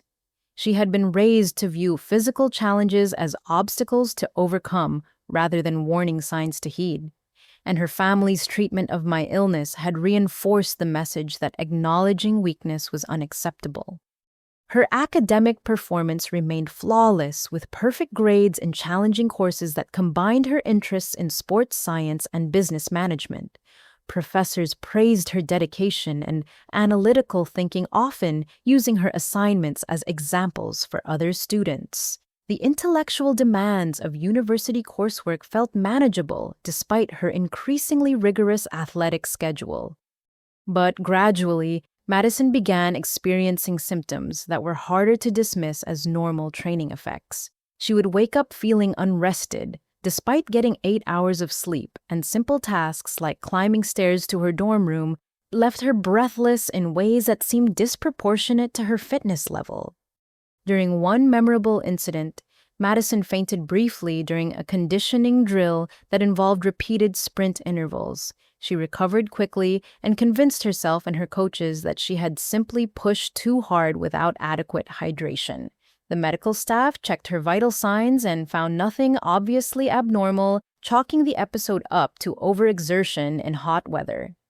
"You elite athletes sometimes forget you're human," the team physician joked while encouraging Madison to be more careful about fluid intake and rest periods. "Your competitive drive can override your body's warning signals if you're not paying attention." Madison embraced this explanation because it framed her symptoms as evidence of dedication rather than weakness. If her problems were caused by working too hard rather than underlying illness, she could control them through better self-care and training management. Meanwhile, I was experiencing steady improvement with my lupus treatment and had managed to maintain regular contact with Madison despite our family's ongoing tensions. Our phone conversations were tentative and infrequent, but I sensed something different in her voice during our spring semester discussions. "How are you feeling these days?" Madison asked during one call, her tone carefully neutral. "Mom mentioned you're still taking those medications and living on your own." "I'm actually doing much better since starting treatment. The joint pain is almost gone and I can think clearly again for the first time in years. Dr. Rodriguez was right about the lupus diagnosis." There was a long pause before Madison responded, and I could hear uncertainty in her voice. "That's good, Bryn. I'm glad you're feeling better. Do you think lupus runs in families? Like, could other people get it too?" The question caught me off guard because it seemed oddly specific and personal. According to Dr. Rodriguez, autoimmune diseases can have genetic components, so family members might have higher risks. "Why do you ask?" "Oh, no reason really. Just curious about the science behind it. We're studying genetics in one of my biology classes, and I was wondering about inherited conditions." The explanation seemed plausible, but something in Madison's tone suggested more personal interest than academic curiosity. I made a mental note to follow up on her question during our next conversation, but didn't want to push too hard given our complicated relationship history. Over the following weeks, Madison's symptoms began interfering more noticeably with her athletic performance. Her sprint times were declining despite increased training, and her endurance during long practices was noticeably diminished. Coaches expressed concern about her apparent regression, especially given her previous trajectory toward elite competition. "Madison, we need to talk about what's happening with your performance lately," her head coach said after a particularly difficult practice session. "Your times are off, and you seem to be struggling with drills that used to be easy for you. Are you dealing with any injuries or personal issues that might be affecting your focus?" Madison felt panic at the suggestion that her performance was declining. Athletic success had defined her identity and family relationships for years, and the prospect of losing that edge felt terrifying. She assured her coach that everything was fine and committed to additional training hours to address any fitness gaps. But the extra training only made her symptoms worse. The morning stiffness became more pronounced, requiring increasingly longer periods to achieve normal range of motion. She developed mysterious rashes on her face and arms that she covered with makeup, convinced that stress from academic and athletic pressures was causing temporary skin problems. Most concerning of all, Madison began experiencing episodes of confusion and memory problems that reminded her uncomfortably of symptoms I had described years earlier. She would lose track of conversations mid-sentence or forget important details about practice schedules and academic assignments. The cognitive symptoms were subtle but persistent, creating anxiety about her ability to maintain her academic and athletic excellence. During one team meeting, Madison completely forgot a play sequence that she had executed perfectly dozens of times before. Her confusion was obvious to teammates and coaches, leading to concerned questions about whether she was feeling well or dealing with personal stress. "I'm fine," Madison insisted, forcing a confident smile despite her internal panic. "Just tired from finals week. I'll be back to normal once I get some rest." But rest didn't help, and Madison found herself secretly researching autoimmune diseases online, looking for information about lupus symptoms and family genetic risks. The parallels between her current experiences and my historical complaints were becoming impossible to ignore despite years of family messaging that my problems were psychological rather than physical. The most terrifying realization was that if I had been genuinely ill all along, Madison's family had spent years dismissing real suffering and preventing appropriate medical care. The possibility that she might be developing the same condition carried implications far beyond personal health concerns. As spring semester drew to a close, Madison was struggling to maintain her usual academic and athletic performance, while hiding increasingly problematic symptoms from coaches, teammates, and family. The cognitive problems were affecting her coursework, the joint pain was impacting her training, and the fatigue was making it difficult to maintain her typically energetic demeanor. She had committed to summer training programs that would be crucial for her continued athletic development, but privately wondered whether she would be able to meet the physical demands. For the first time in her life, Madison faced the possibility that her body might not be able to achieve everything her determination demanded. The perfect life that had always come so easily was beginning to crack under the weight of symptoms she didn't understand and couldn't control. And deep in her heart, Madison was starting to suspect that she owed me an apology that was years overdue. By the time summer training began, Madison could no longer ignore that something was seriously wrong with her body. The symptoms she had been attributing to overtraining and stress were becoming more severe and unpredictable, interfering with every aspect of her carefully structured life. The morning stiffness had evolved from mild inconvenience to genuine disability.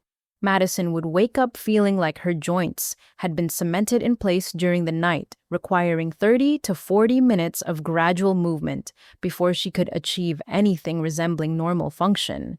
Her roommate Sarah had started commenting on Madison's prolonged morning routines and obvious discomfort. "Are you okay? You look like you're in pain when you first get up," Sarah observed during one particularly difficult morning. "Maybe you should see a trainer about stretching routines or injury prevention." Madison forced a casual laugh while internally panicking about her roommate's observations. "I think I've just been pushing too hard in training. Elite athletes deal with more wear and tear than regular students." But privately, Madison was becoming increasingly frightened by symptoms that bore disturbing similarities to everything I had described during my own illness journey: the crushing fatigue that made simple tasks feel overwhelming, the cognitive fog that interfered with concentration and memory, and most terrifyingly, the joint pain that seemed to migrate throughout her body without obvious cause or pattern. The summer training program was designed to prepare elite athletes for professional competition with grueling daily schedules that tested physical and mental limits. Madison had been looking forward to this opportunity for months, viewing it as a crucial step toward her Olympic dreams. Instead, she found herself struggling to keep up with conditioning routines that should have been manageable for someone of her fitness level. During one particularly brutal training session, Madison experienced something that shattered her remaining denial about her condition. The team was running interval sprints, a routine exercise that Madison had performed thousands of times throughout her athletic career. Halfway through the workout, her legs simply stopped responding to her commands.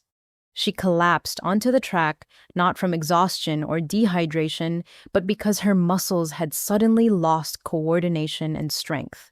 The temporary paralysis lasted only minutes, but the terror of losing control over her own body was unlike anything she had ever experienced. The team medical staff rushed to evaluate her, checking vital signs and asking questions about potential injuries or underlying conditions. Madison's heart rate was elevated beyond what the exercise intensity should have produced, and her blood pressure readings were concerning enough to warrant immediate medical attention.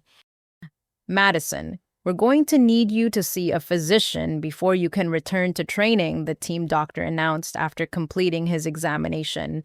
"This kind of episode could indicate several serious conditions that need to be ruled out before it's safe for you to continue with intensive athletic activities." The prospect of being sidelined from training felt like a death sentence to Madison.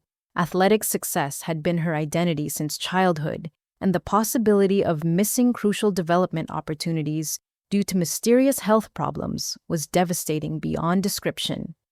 "Dr. Patterson, I feel fine now. This was just a fluke, maybe dehydration or low blood sugar.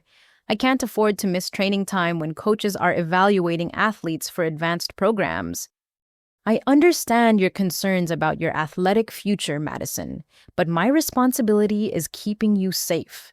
Whatever caused this episode needs to be investigated before you can safely return to competition-level training." That evening, Madison called home to inform our parents about the medical situation, carefully downplaying the severity of her symptoms, while seeking reassurance that everything would be fine. The conversation took place while I was completely unaware of my sister's developing crisis, focused on my own recovery and new independent life.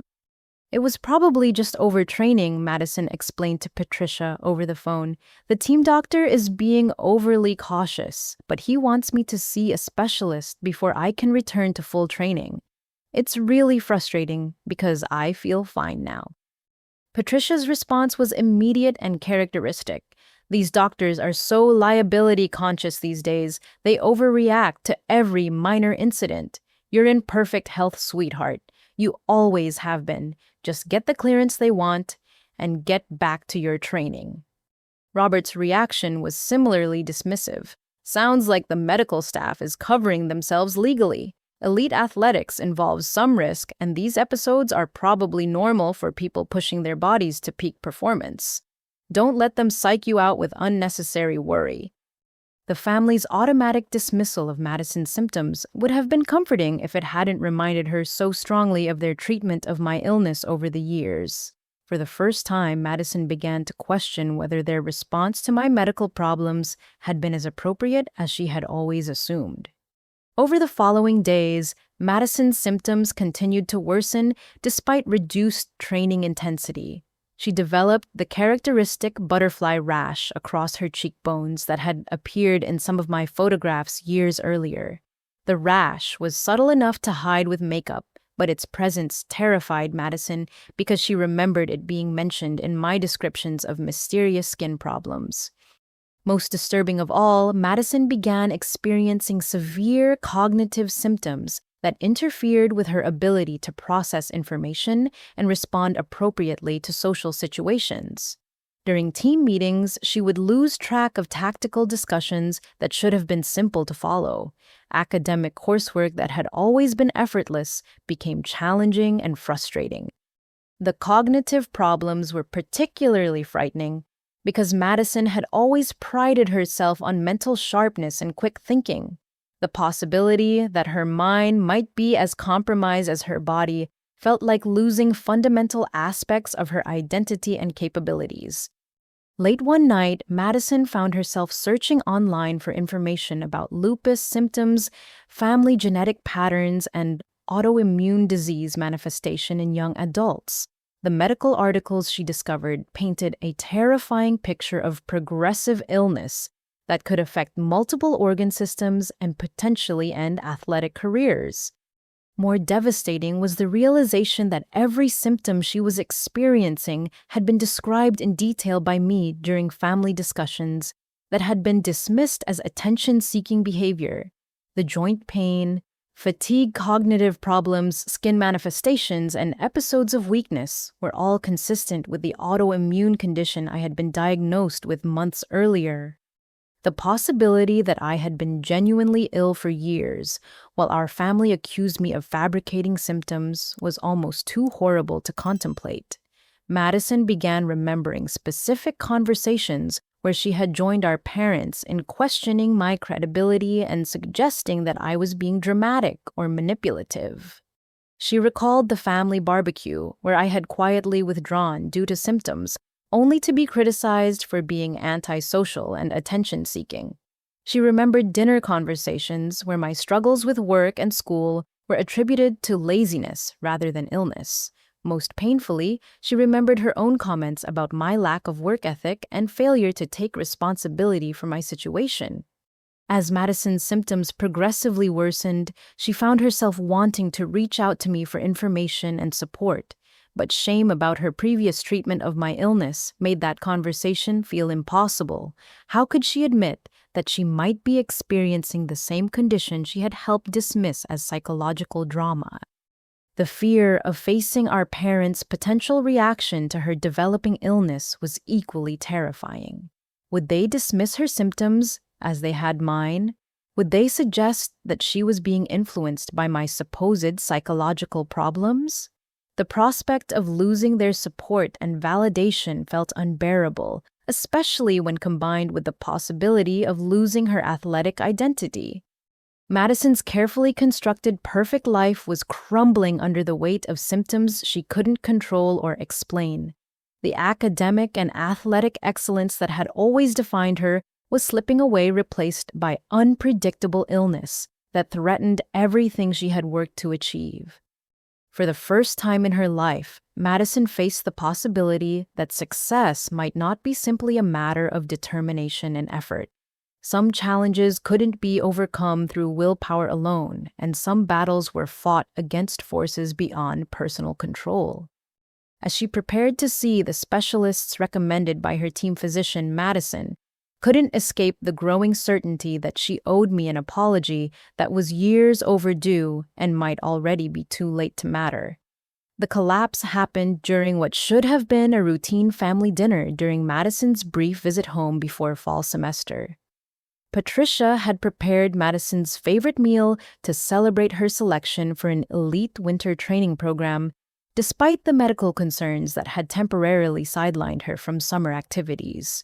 The family was determined to maintain optimism about Madison's athletic future while downplaying any health problems as temporary setbacks. Madison had been feeling increasingly unwell throughout the day, experiencing severe joint pain and the crushing fatigue that had become her constant companion over the past several months. But she was determined not to disappoint our parents who had been looking forward to this celebratory dinner for weeks. She had carefully applied makeup to hide the persistent rash across her face and had taken pain medication to manage her joint symptoms.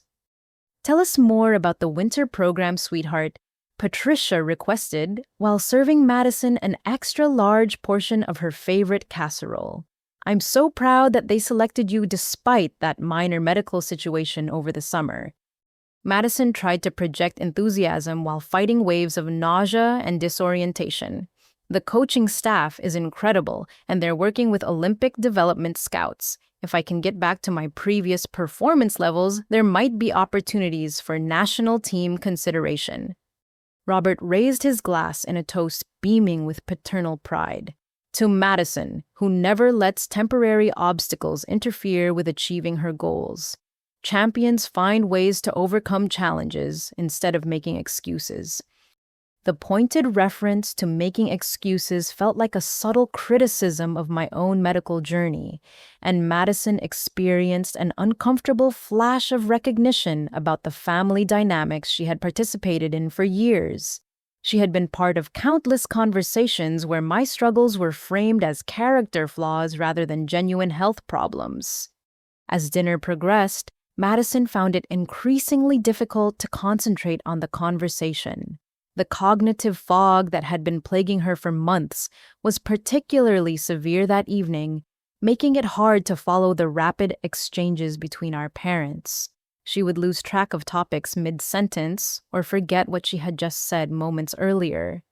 "Madison, you seem distracted tonight," Patricia observed with mild concern. "Are you nervous about returning to school? You're usually much more talkative during family dinners." "I'm just tired from travel and trying to process everything about the new training program," Madison replied, hoping to deflect attention from her obvious confusion. "There's a lot of information to absorb."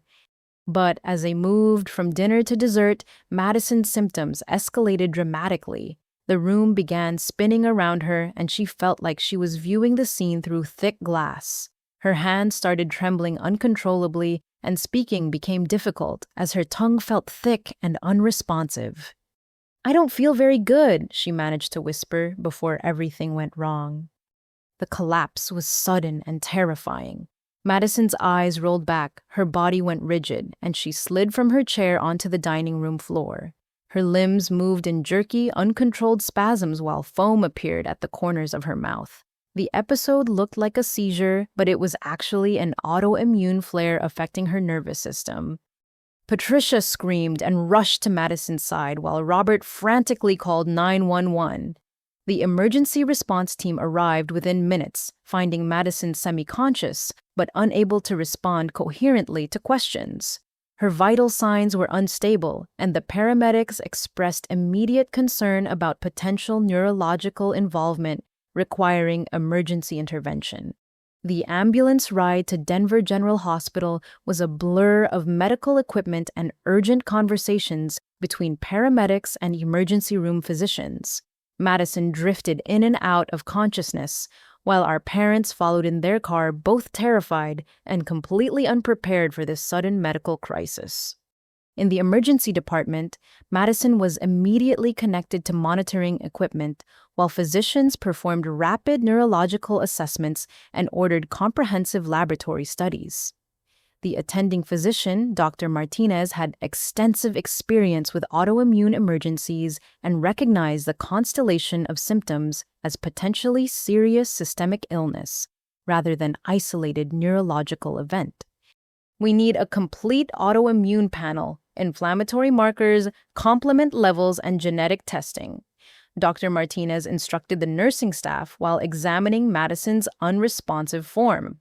"This presentation is very concerning for systemic lupus erythematosus with central nervous system involvement." Our parents stood helplessly in the corridor while medical teams worked to stabilize Madison's condition and determine the cause of her collapse. The possibility that their perfect daughter might have a serious autoimmune disease was completely outside their framework for understanding health and illness. When Dr. Martinez finally emerged from Madison's room to discuss preliminary findings, his expression was grave and concerned. The blood work had revealed the same autoimmune markers that had confirmed my lupus diagnosis months earlier, but Madison's levels were significantly more severe than mine had been at the time of my diagnosis. "Your daughter has systemic lupus erythematosus with evidence of multi-system involvement," Dr. Martinez explained to our stunned parents. "The blood tests show extremely high levels of autoimmune activity with particular concern for kidney and nervous system damage." Patricia's face went completely white as she processed this information. "That's impossible. Madison has never been sick a day in her life. She's a college athlete in perfect physical condition." I understand this is shocking news, but the laboratory evidence is very clear. Lupus can develop suddenly in previously healthy individuals, particularly young women in their late teens and early 20s. The genetic markers we found suggest this condition has been developing for some time, even if symptoms weren't recognized. Robert struggled to comprehend how their healthy, successful daughter could suddenly be diagnosed with a serious chronic illness. Are you sure the tests are accurate? Could there be some kind of laboratory error or contamination?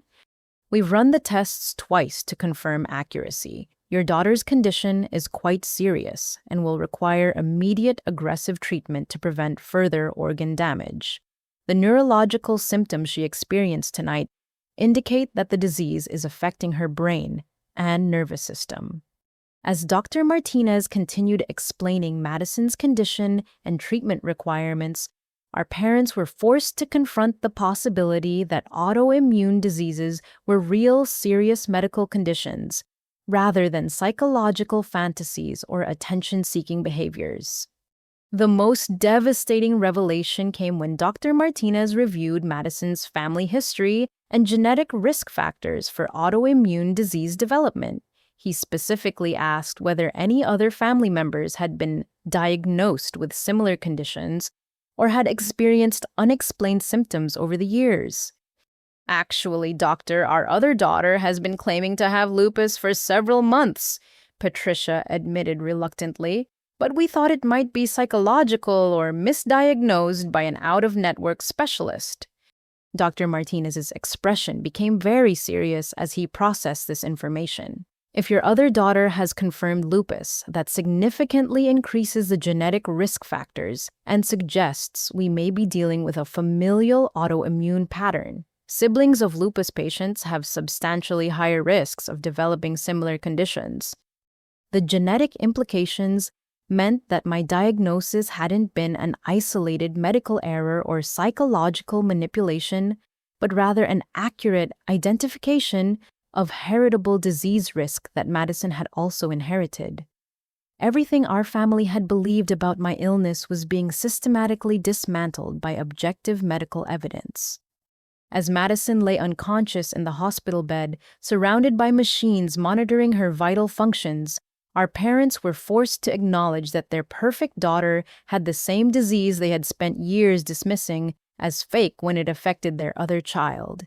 The cognitive dissonance was overwhelming and terrifying, carrying implications that extended far beyond Madison's immediate medical crisis.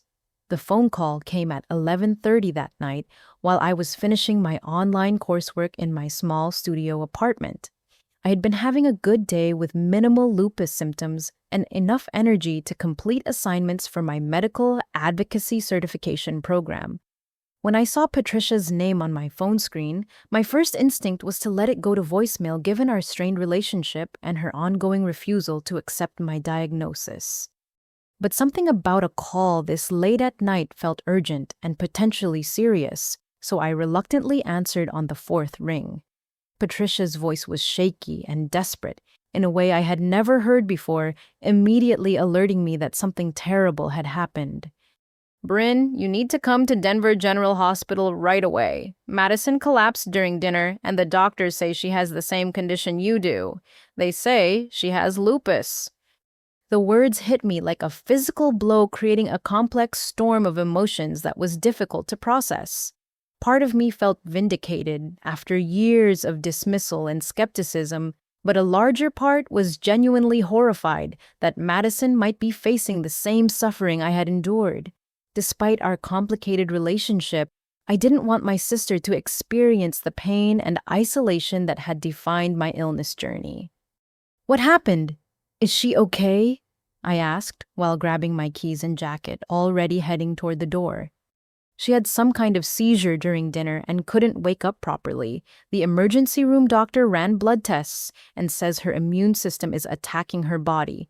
They want to keep her in intensive care for monitoring and aggressive treatment. The description of Madison's collapse was terrifying because it suggested her lupus was more advanced than mine had been at diagnosis.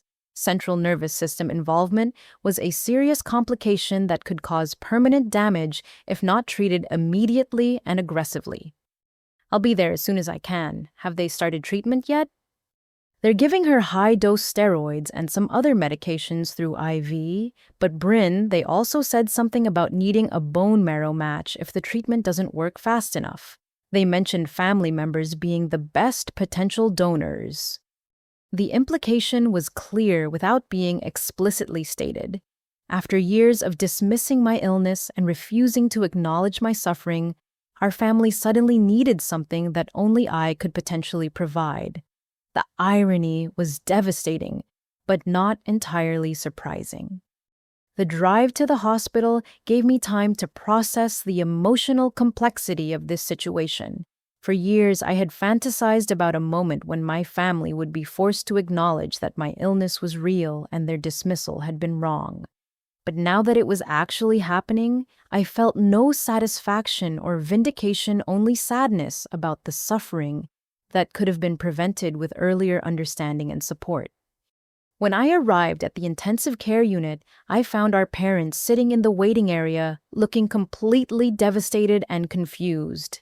Patricia had been crying, her carefully maintained composure completely shattered by the medical crisis that had destroyed their assumptions about health and illness. Robert looked older than I had ever seen him, his confident demeanor replaced by uncertainty and fear. Bryn, thank you for coming," Patricia said, standing to embrace me with desperate gratitude that felt foreign after years of hostility. "The doctors want to talk to you about Madison's condition and potential treatment options." The embrace was awkward and complicated, carrying the weight of years of conflict and misunderstanding. I could feel Patricia's desperation and fear emotions that had been completely absent during my own medical journey. The contrast was painful, but also illuminating about how differently they viewed Madison's suffering compared to mine. Dr. Martinez met with me privately to discuss Madison's condition and the potential need for bone marrow donation if her lupus didn't respond adequately to conventional treatment. The conversation was detailed and technical, covering the genetic compatibility factors that made siblings the most likely successful donors. "Your sister's condition is quite severe with evidence of kidney involvement and the neurological symptoms she experienced tonight. We're hoping aggressive immunosuppression will control the flare, but if not, bone marrow transplantation might be necessary to reset her immune system." The medical complexity was overwhelming, but I understood enough to realize that Madison's life might literally depend on my willingness to undergo a painful and risky procedure to save her. The decision carried emotional weight far beyond the medical considerations. What are the risks to the donor? Bone marrow donation involves surgical procedures and some discomfort, but serious complications are rare in healthy donors. However, given that you also have lupus, we would need to carefully evaluate whether donation might affect your own condition. After speaking with Dr. Martinez, I returned to the waiting area where our parents were anxiously awaiting information about Madison's prognosis and treatment options. The conversation that followed was unlike any we had ever had, marked by desperation and the grudging acknowledgement of realities they had denied for years. "The doctor says you might be able to help Madison if the medications don't work," Robert said quietly, unable to meet my eyes directly. He explained about bone marrow compatibility and family donors. "I understand the medical situation," I replied carefully, trying to navigate the emotional landmines surrounding this discussion. "But I think we need to talk about some things before making any decisions about donation." Patricia looked confused and slightly panicked by my response. "What do you mean Madison is your sister and she's seriously ill? Of course you'll help her if you can." The assumption that I would automatically agree to donation without discussion revealed how little our family understood about the emotional damage that had been done over the years. They expected immediate compliance with their needs while offering no acknowledgement of their treatment of my identical condition. I want to help Madison, but I also need to understand that this family finally acknowledges that lupus is a real serious medical condition and that I've been genuinely ill for years. I need to know that you understand how your dismissal and skepticism affected my health and recovery. Robert's expression became defensive and uncomfortable.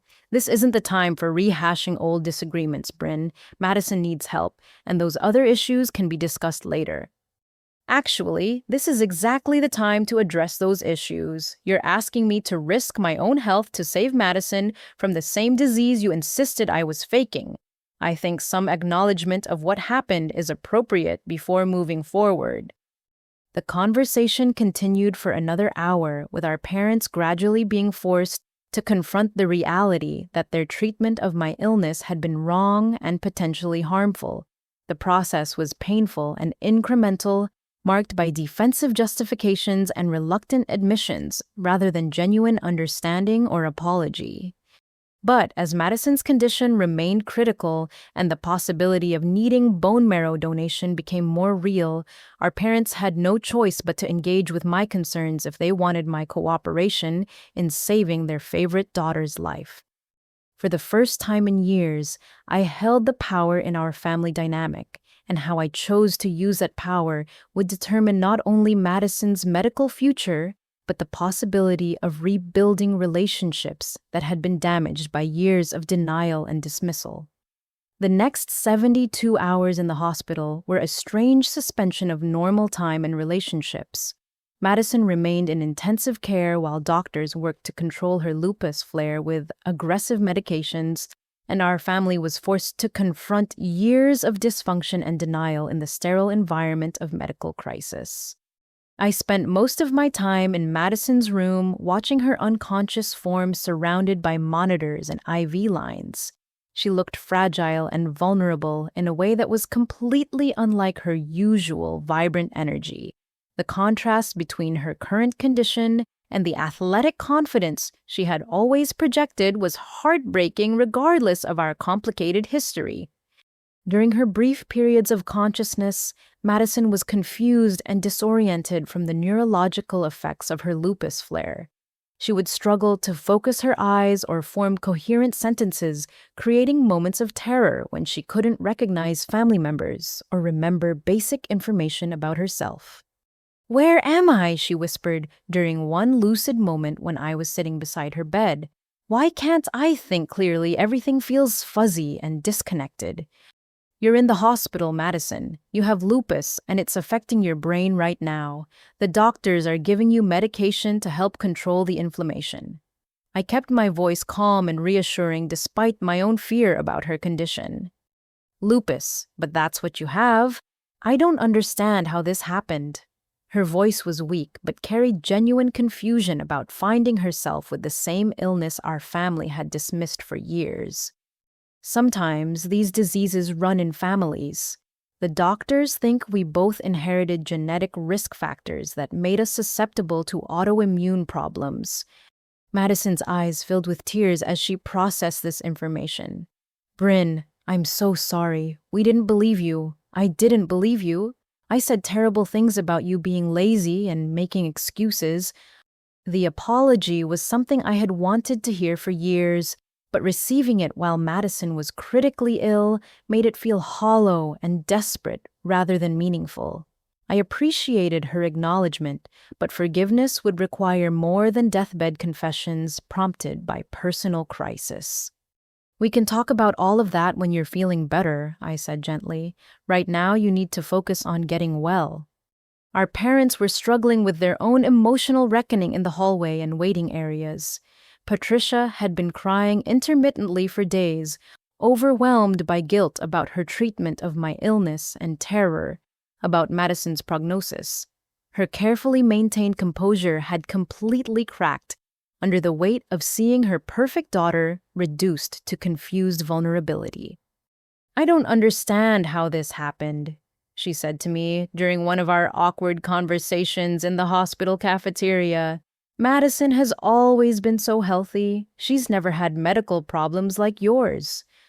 Madison's illness probably started months ago with symptoms she didn't recognize or chose to ignore. The athletic training might have masked some of the early signs, or she might have pushed through problems that should have been addressed earlier. Patricia flinched at the implication that Madison's symptoms had been dismissed or minimized just as mine had been years earlier. The parallel was uncomfortable but impossible to deny given the genetic component of autoimmune diseases. Robert was having his own crisis of understanding, struggling to reconcile his beliefs about personal responsibility and character with the reality of inherited medical conditions that couldn't be overcome through determination and effort. His worldview had been fundamentally challenged by the revelation that serious illness could affect anyone regardless of their moral character or work ethic. If this lupus thing is genetic, does that mean Madison will have to deal with it for the rest of her life? He asked Dr. Martinez during one family meeting. Lupus is a chronic condition that requires ongoing management, but many patients live full, productive lives with proper treatment. Early diagnosis and aggressive intervention can prevent serious organ damage and allow people to maintain normal activities. The information that Madison would need lifelong medical management was devastating to our parents who had always viewed health as a simple matter of making good choices and avoiding weakness. The complexity of autoimmune disease management was completely outside their framework for understanding wellness and illness. By the fourth day of Madison's hospitalization, her condition had stabilized enough for doctors to discuss long-term treatment options and prognosis. The high-dose steroids had controlled the acute flare, but Madison would need ongoing immunosuppressive therapy and careful monitoring for the rest of her life.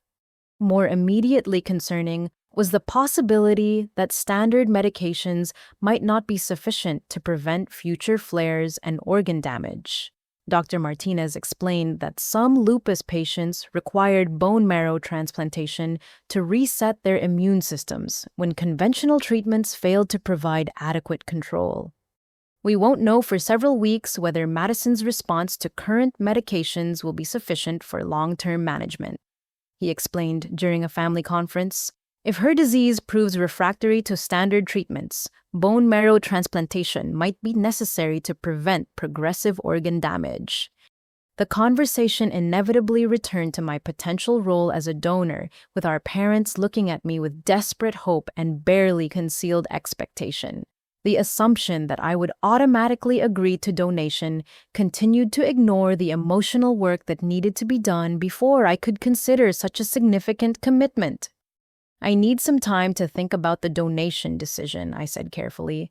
This is a serious medical procedure with risks to my own health, and I want to make sure I'm making the right choice for the right reasons. Patricia's expression showed barely controlled panic at the possibility that I might refuse. What do you mean you need to think about it? Madison is your sister, and you're the only person who might be able to save her life if she needs a transplant. I understand the medical urgency, but I also need to consider my own health and the impact this decision might have on my lupus management. Dr. Rodriguez wants to evaluate whether donation could affect my own condition. The prospect of consulting with Dr. Rodriguez created additional anxiety for our parents, who still viewed her as a questionable specialist, despite the fact that her diagnosis and treatment recommendations had proven accurate for both Madison and me. Over the following days, I met with Dr. Rodriguez to discuss the potential risks and benefits of bone marrow donation, given my own autoimmune condition. Her perspective was characteristically thorough and balanced, considering both the medical and emotional factors involved in my decision-making process. From a purely medical standpoint, donation shouldn't significantly worsen your lupus if your condition remains stable through the process, she explained. However, the stress of surgery and recovery could potentially trigger a flare, so we would need to monitor you very carefully. What about the emotional aspects? My family has never acknowledged how they treated my illness, and I'm not sure I'm ready to risk my health for people who spent years dismissing my suffering. Dr. Rodriguez's expression softened with understanding and compassion. That's a completely valid concern, Bryn. Medical decisions shouldn't be made under emotional coercion or guilt. You have the right to set conditions and boundaries around any decision to donate, including requiring your family to address the relational damage that needs repair. The conversation gave me clarity about my rights and options in this situation. I didn't have to choose between helping Madison and protecting my own emotional well-being. I could potentially do both by setting clear conditions that address the years of dismissal and skepticism that had damaged our family relationships. When I returned to the hospital that afternoon, I asked our parents to join me for a private conversation about the donation decision and the conditions I would need to see met before agreeing to undergo the procedure. The discussion would determine not only Madison's medical future, but whether our family could find a way to rebuild relationships that had been damaged by years of denial dismissal and fundamentally different perspectives on health and illness. 2 weeks after Madison's collapse, Dr. Martinez confirmed that her lupus was not responding adequately to standard treatments. Her kidney function showed concerning changes, and repeat blood tests revealed persistently high levels of autoimmune activity despite aggressive medication regimens. Bone marrow transplantation had moved from potential option to medical necessity. The timing meant that my decision about donation could no longer be delayed or considered abstractly. Madison's life literally depended on my willingness to undergo a risky medical procedure, but I was determined not to make that choice without addressing the years of family dysfunction that had brought us to this crisis. I've made my decision about the bone marrow donation, I announced during a family meeting in Madison's hospital room. I'm willing to proceed, but I have non-negotiable conditions that must be met before I'll agree to undergo the procedure. Our parents looked simultaneously relieved and apprehensive, clearly hoping for unconditional agreement, but recognizing that my cooperation wasn't guaranteed. Madison was awake and alert enough to participate in the conversation, though she still struggled with cognitive effects from her neurological involvement. "What kind of conditions?" Patricia asked carefully, probably expecting demands related to medical expenses or practical arrangements around the procedure. "First, this family needs to participate in counseling sessions to address how my illness was handled over the past several years. We need professional help working through the denial dismissal and emotional damage that occurred." Robert's expression immediately became defensive and resistant. "Bryn, this isn't the time for family therapy. Madison needs medical treatment, not psychological analysis of past disagreements." "Actually, this is exactly the time. I'm being asked to risk my health to save Madison from the same disease you all insisted I was faking. If we're going to move forward as a family, these issues need to be addressed honestly." Madison spoke up from her hospital bed, her voice still weak but determined. "Dad, Mom, I think Bryn is right. I remember the things we said about her illness, and they were terrible. If I had lupus developing back then too, we were wrong about everything." The support from Madison was unexpected, but crucial in convincing our parents to consider my conditions seriously. They could dismiss my concerns as attention-seeking, but they couldn't ignore their critically ill daughter's perspective on family dynamics. "Second," I continued, "I need public acknowledgement that my lupus diagnosis was accurate and that the dismissal I experienced was wrong and harmful. This isn't about blame or punishment, but about establishing truth so we can build better relationships going forward." "What do you mean by public acknowledgement?" Patricia asked, looking uncomfortable with the implications. "I want our extended family to know that my medical problems were real and that the skepticism was misguided. I want Dr. Rodriguez to be acknowledged as a competent physician who provided accurate diagnosis and effective treatment. I want recognition that years of my life were damaged by medical dismissal." The third condition was the most important and potentially transformative. Finally, I want this family to become advocates for better understanding of invisible illnesses and autoimmune diseases. I want us to use this experience to help other patients and families avoid the medical gaslighting and family dysfunction we experienced. Patricia and Robert exchanged glances, clearly struggling with the implications of my requirements. Accepting my conditions would mean admitting years of fundamental errors in judgment and potentially embarrassing public acknowledgments of their treatment of my illness. Are you saying you won't help Madison unless we agree to these demands? Robert asked, his tone suggesting he viewed my conditions as emotional blackmail rather than legitimate requirements for healing family relationships.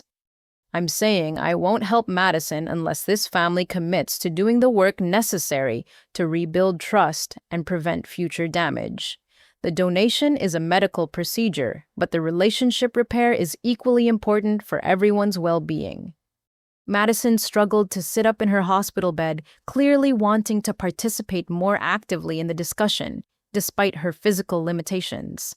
Please, just agree to whatever Bryn needs. I can't stand the thought that my illness might not be treatable because we can't face the truth about how we handled her situation. Over the following days, our parents reluctantly agreed to my conditions, though their acceptance felt more motivated by desperation than genuine understanding. We scheduled family counseling sessions to begin immediately with the understanding that meaningful progress would be required before I would proceed with donation. The counseling process was difficult and emotional, forcing our family to confront years of denial and dismissal in the presence of a trained professional who could identify dysfunctional patterns and facilitate honest communication. Dr. Sarah Chen, our family therapist, had experience working with medical families and understood the complex dynamics surrounding chronic illness. It's clear that this family developed coping mechanisms around Bryn's illness that prioritize maintaining existing beliefs over acknowledging new information. Dr. Chen observed during our second session, the resistance to accepting her diagnosis created isolation and additional suffering that could have been prevented. Patricia broke down during the third counseling session, finally acknowledging the full scope of damage that had been done by years of skepticism and dismissal. I was so afraid of having a sick child that I convinced myself Bryn's problems weren't real. I thought if I didn't enable her complaints, she would get better and everything would be normal. I made Bryn's illness about my own fears instead of focusing on her needs and suffering. She continued through tears. I failed as a mother, and my other daughter almost died because we didn't learn from our mistakes. Robert's emotional breakthrough took longer, but eventually he was able to acknowledge how his beliefs about personal responsibility and character had prevented him from recognizing genuine medical problems. I thought toughness and determination could solve any problem, including illness. I treated Bryn's struggles as weakness instead of disease. The counseling sessions created space for Madison and me to address our complicated relationship and the years of tension that had developed around my illness. She was able to express genuine remorse for her participation in family dynamics that had isolated and dismissed me during my most difficult periods. I was jealous of the attention your illness brought, even though it was negative attention, Madison admitted during one particularly emotional session. I felt like I had to be perfect to maintain my position as the good daughter, which meant supporting mom and dad's perspective even when I wasn't sure it was right. The bone marrow donation procedure was scheduled for 6 weeks after our family began counseling, giving time for relationship work while ensuring Madison's medical needs were met promptly. The surgical process was more uncomfortable than I had expected, requiring general anesthesia and several days of recovery time. Madison's transplant was successful with early signs, indicating that her immune system was responding well to the procedure. Her recovery would be long and complicated, requiring months of careful monitoring and gradual return to normal activities. But the prospects for controlling her lupus were encouraging. More importantly, our family relationships began healing in ways that had seemed impossible before Madison's medical crisis forced honest conversations about illness denial and emotional damage. The counseling process continued long after the medical procedures were complete, helping us develop healthier communication patterns and more realistic understanding of chronic illness management. 6 months after the transplant, Madison was healthy enough to return to college, though her athletic career had ended due to ongoing lupus management requirements. Instead of viewing this as a tragic loss, she embraced new opportunities in sports medicine and patient advocacy, using her experience to help other athletes navigate health challenges. Our parents also transformed their perspectives on illness and medical advocacy, becoming volunteers with autoimmune disease organizations and supporting other families facing similar challenges. The public acknowledgement I had requested became an opportunity for education and advocacy rather than simple embarrassment. Most significantly, my relationship with my family evolved from hostility and dismissal to genuine mutual respect and understanding. The trauma of Madison's crisis had created opportunities for growth and healing that might never have emerged under normal circumstances. While I would never be grateful for the years of suffering and isolation I had experienced, I was able to find meaning and purpose in using those experiences to help others and strengthen family bonds that had been damaged by fear and misunderstanding. 2 years after Madison's bone marrow transplant, our family gathered for a very different kind of celebration than any we had shared before. Madison was graduating from Colorado State University with a degree in sports medicine and had been accepted to a prestigious graduate program focused on helping athletes manage chronic health conditions.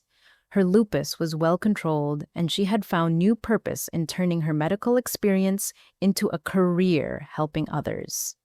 I never thought I'd say this, but getting sick was the best thing that ever happened to our family, Madison said during her graduation dinner. Not because illness is good, but because it forced us to face truths we had been avoiding and become better people. The transformation in our family dynamics was remarkable, but had required consistent work and commitment from everyone involved. The counseling sessions had continued for over a year, helping us develop healthier communication patterns and more realistic expectations about supporting each other through medical challenges. Patricia had become one of the most effective volunteers at the Denver Lupus Foundation, using her experience as a family member to help other parents understand and accept their children's autoimmune diagnoses. Her passion for advocacy was driven partly by guilt about her treatment of my illness, but mostly by genuine desire to prevent other families from experiencing similar dysfunction. I speak at support groups for families dealing with new lupus diagnoses, she explained to extended family members during Madison's graduation celebration. I tell them about the mistakes we made with Bryn and how denial and dismissal can damage relationships and delay treatment. It's hard to admit our failures publicly, but if it helps one family avoid our mistakes, it's worth the discomfort. Robert had also embraced advocacy work focusing particularly on educating employers about invisible disabilities and the need for workplace accommodations. His perspective on personal responsibility had evolved to include understanding that some challenges couldn't be overcome through willpower alone and that supporting people with chronic illness required systemic changes rather than individual blame. I used to think that success was just about working hard and avoiding excuses. He reflected during a family conversation about his volunteer work. Now I understand that some people are fighting battles that aren't visible, and real strength sometimes means asking for help rather than suffering in silence. My own career had flourished as I channeled my illness experience into meaningful advocacy work. After completing my medical advocacy certification, I had been hired by a nonprofit organization focused on improving diagnosis and treatment for rare autoimmune diseases. My personal experience with medical dismissal and family dysfunction provided unique insights that helped develop programs for patients facing similar challenges. The work was emotionally demanding, but deeply fulfilling, allowing me to transform years of suffering into tools for helping others navigate complex medical systems and family dynamics. I frequently spoke at medical conferences about the patient experience and the importance of taking invisible symptoms seriously. The medical system often fails patients with rare autoimmune diseases, not because of lack of knowledge, but because of assumptions about who deserves to be believed. I explained during a presentation to rheumatology residents. When we dismiss young women's symptoms as psychological or attention-seeking, we delay diagnosis and treatment that could prevent permanent damage. Madison and I had developed a particularly close relationship as we worked together on advocacy projects and supported each other through ongoing lupus management. The shared experience of chronic illness had created understanding and empathy that might never have emerged under different circumstances. Having lupus together is weird, Madison admitted during one of our regular coffee meetings. But I'm glad we can support each other through flares and medication adjustments and family stress. I don't know how people manage chronic illness without someone who really understands what it's like. Our advocacy work had also extended to supporting Dr. Rodriguez's research into family patterns of autoimmune disease development. We participated in genetic studies and helped recruit other families for research projects aimed at improving early diagnosis and prevention strategies. The day of Madison's graduation was particularly meaningful because it represented not just her academic achievement, but our family's journey from denial and dysfunction to acceptance and advocacy. As we gathered for photos after the ceremony, I reflected on how dramatically our relationships had changed since that terrible night when Madison collapsed at dinner. "I have an announcement to make," I said as our family posed for pictures on the university campus. "I've been invited to join the board of directors for the National Autoimmune Disease Association. They want someone with patient experience and advocacy background to help guide their family support programs." The pride and excitement on my parents' faces was genuine and touching, representing a complete reversal from years of skepticism and dismissal. They had learned to celebrate my achievements in patient advocacy with the same enthusiasm they had always shown for Madison's athletic accomplishments. "That's incredible, Bryn," Patricia said with tears in her eyes. "I'm so proud of the work you're doing to help other families. Your experience and strength are making a real difference for people who are struggling with similar challenges." Madison's response was equally supportive and enthusiastic. "You're going to be amazing in that role. The perspective you bring from personal experience is exactly what organizations like that need to improve their programs." As we continued celebrating Madison's graduation and my new board position, I felt a deep sense of satisfaction about the journey our family had traveled. The years of suffering and isolation had been transformed into purpose and connection, creating meaning from experiences that had once felt purely destructive. The lupus that had divided our family had ultimately brought us together in ways that might never have been possible without shared understanding of chronic illness challenges. While I wouldn't choose to repeat the painful years of dismissal and medical gaslighting, I was grateful for the growth and advocacy opportunities that had emerged from those struggles. Looking toward the future, I felt optimistic about continued healing in our family relationships and meaningful impact through advocacy work. The lupus would always be part of our lives, requiring ongoing management and vigilance, but it no longer felt like a burden or source of shame. Instead, it had become a foundation for helping others, strengthening family bonds, and creating positive change in medical and social systems that too often fail patients with invisible illnesses. The journey from rejection to acceptance to advocacy represented not just personal healing, but transformation that could benefit countless other families facing similar challenges.